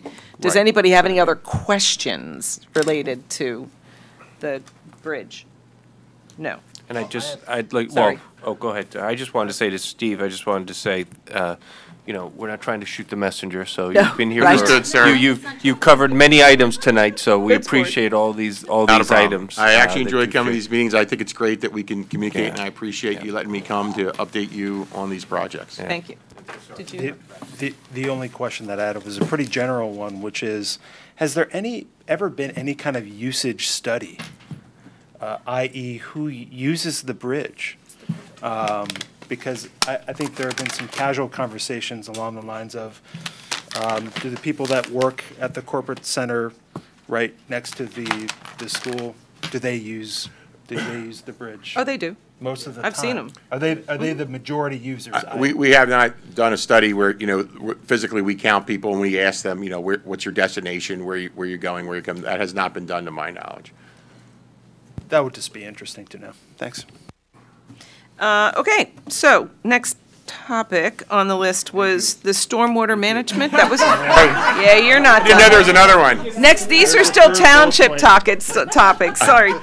Actually, through we my don't even list. have any other business on for the No, rest of the evening, my so you're all apologies. good. How can I help you? The stormwater management, was there anything Oh, specifically? okay, yeah, we need- I'd love to we're very excited about a project so the Board of Commissioners awarded, again, this Melior Design, a project we call the South Wayne Municipal Parking Lot Stormwater Management Project and Midland, and when we say Midland, that's the whole area, Flood Reduction Option Project.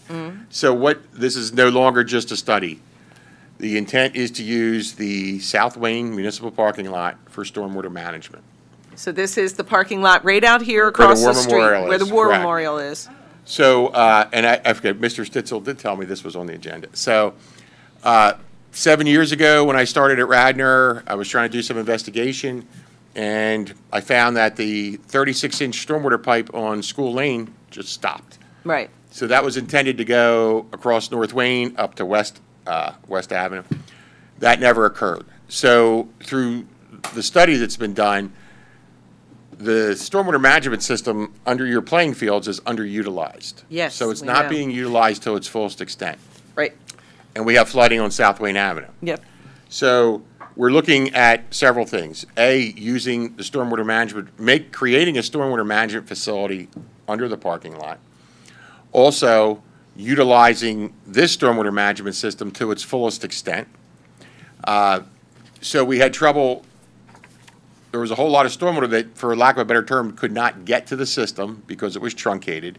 So I instructed our designers to take a look away to get some stormwater into there. So I'll say maybe within the next month, 6 weeks, I will be back before this board, hopefully, if you'll have me, to go over some preliminary plans for that project. It includes the the parking lot, piping into this system. We also found out that an orifice plate was not installed on that system all these years ago. So what the orifice plate does is rate control. And rate control is simply, we allow a certain amount of water to leave the system at a time. Whether you want to call it cubic feet per seconds, gallons, it doesn't matter. So we're actually excited about this project because we think this is going to be a benefit. This can do some real help. At this point, I don't have any solid plans to bring you, or even the Board of Commissioners of Radnor Township. I would present to them, and then I would come back to you folks and say, because it'll be a benefit for everybody. So in other words, what we're really doing is, instead of connecting the pipes underground, we're connecting the stormwater coming down where it's coming from, Lancaster Avenue, and it's still daylighting it, and you're just trying to get it into our system from above ground. So it could be the installation of additional inlets, like you're talking, further down towards Windermere. I'm not sure how we're going to get it in there. But the idea is to do that connection somehow, yeah. Somehow starting from above ground. Right, in some fashion. So we have the idea of connecting that pipe. That was the original plan, Right. and and Chuck will remember, the design of what's under our field was designed intentionally to take all that water. Right, and it's not being It's utilized. not getting there, so Right. to your point, So we're it's going to try to get it underutilized. there in another fashion. Okay, but it is fully true, though, that the reason that pipe's not been connected is because of all of the other services, the utilities that are underground in Yes. front of the Utility firehouse. conflicts, there were And the idea of considerable. moving all that is, We actually did that analysis, and our board several years ago voted not to do it. Right, okay. Because it was so expensive to do. I just want to make sure that we were. And the outcome, it wasn't going to be with those 36-inch pipes, so that was the outcome. The other thing is, I know this might disappoint you, but the beautiful parking lot that you now see every day will no longer be there. It'll be new asphalt with trees and lights and appropriate curb cuts, so it'll look a lot nicer than it does now. Okay. That's the end game of it. Once it's all dug up and pipes are installed there, the end game is the parking lot will be brought up to today's standards. It'll look much nicer, hopefully for everybody. Okay, interesting. Well, it's certainly something I think we need to deal with, because I know some people, especially some in this audience, who have been asking about that pipe connection for, I don't know, maybe the 7 or 8 years since we've not done it. Steve, can I go just along that line, and I'm not sure if I understand this all completely enough, but when we've had floods, or when we had the big flood in August, it seemed like the sewage on our premise was handling the water. It's when the water came off of the street. From upstream. Yeah, really. Upstream. Yeah, upstream. When it came from the street is when then we had this large intake. Up until that point of it flowing, does this help what you're talking about? Will that help that situation? I don't know that anything we do, so that storm of August 13th. Yeah, I know that was that specific storm would overtax any stormwater facility we have, any stormwater management facility. They're not designed for that level of storm. There's just no way out of that. For smaller storms, yes, it will help. It will help South Wayne, which I think from what you're saying will in turn help you, if that makes sense. That makes sense. Yeah, our system is handling our water, so when we get the overflow, that our system can't handle that additional water. Right, so. Yeah, but could we be looking at grading other things that while they're looking at whatever they're doing across the street, that perhaps we do think about different grading out there to provide a bigger barrier for it to come up over the hill?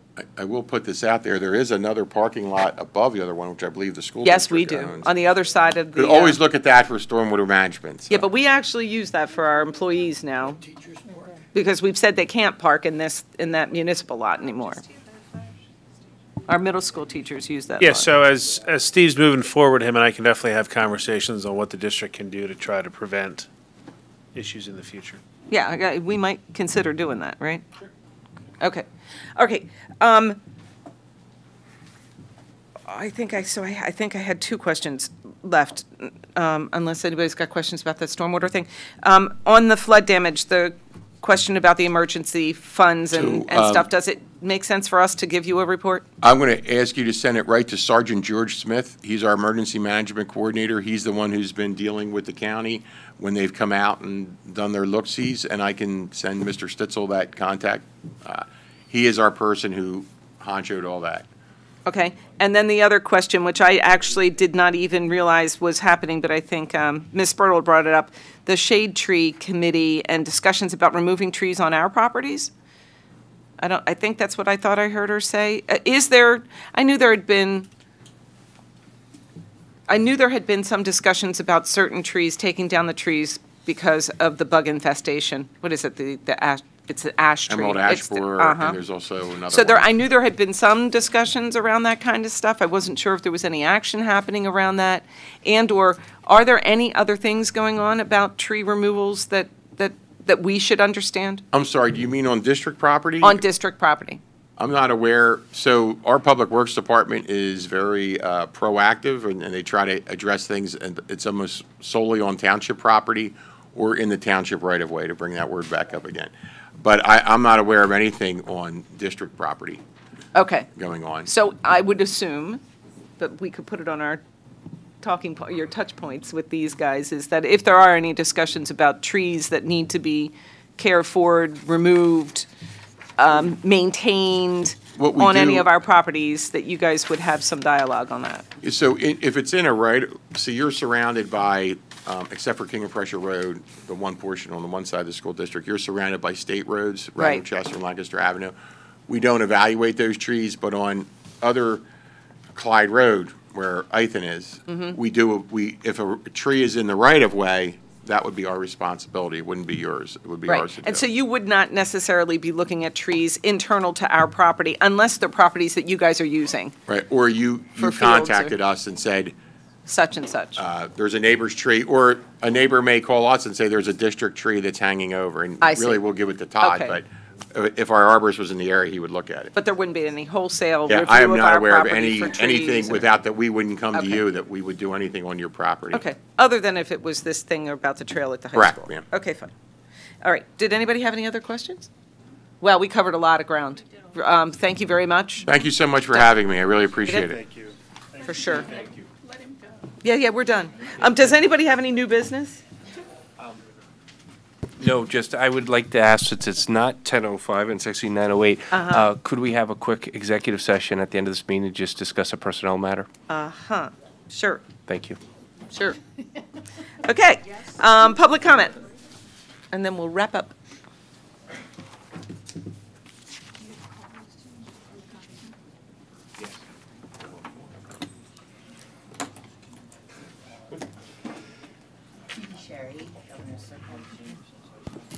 Judy Sherry, Governor Circle, Newtown Square.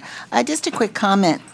In my written response to September questions of the Facilities Committee, I asked, is the district satisfied with the stormwater management in front of the administration building and the RMS field?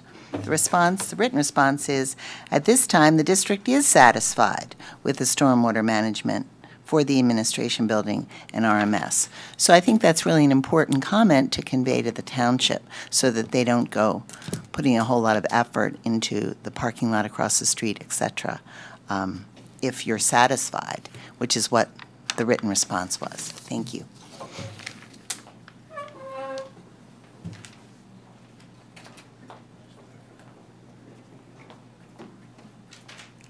Cindy Spurtle, one quick comment on my question about the steering committee working with the Schrader Group. The minutes state that there will be a steering committee consisting of a board member, several administrators, and then it went on to identify specific other members, but there wasn't any identification at the meeting in October, per the minutes, of those in Radnor Township. That was the reason for my question. Thank Okay, you. but I think we clarified that, right? No, that's what I mean tonight. Yeah, that's what I meant. I thought we answered that tonight. Okay, thank you. Anything else? Going once, going twice? Good night, everyone. Good night.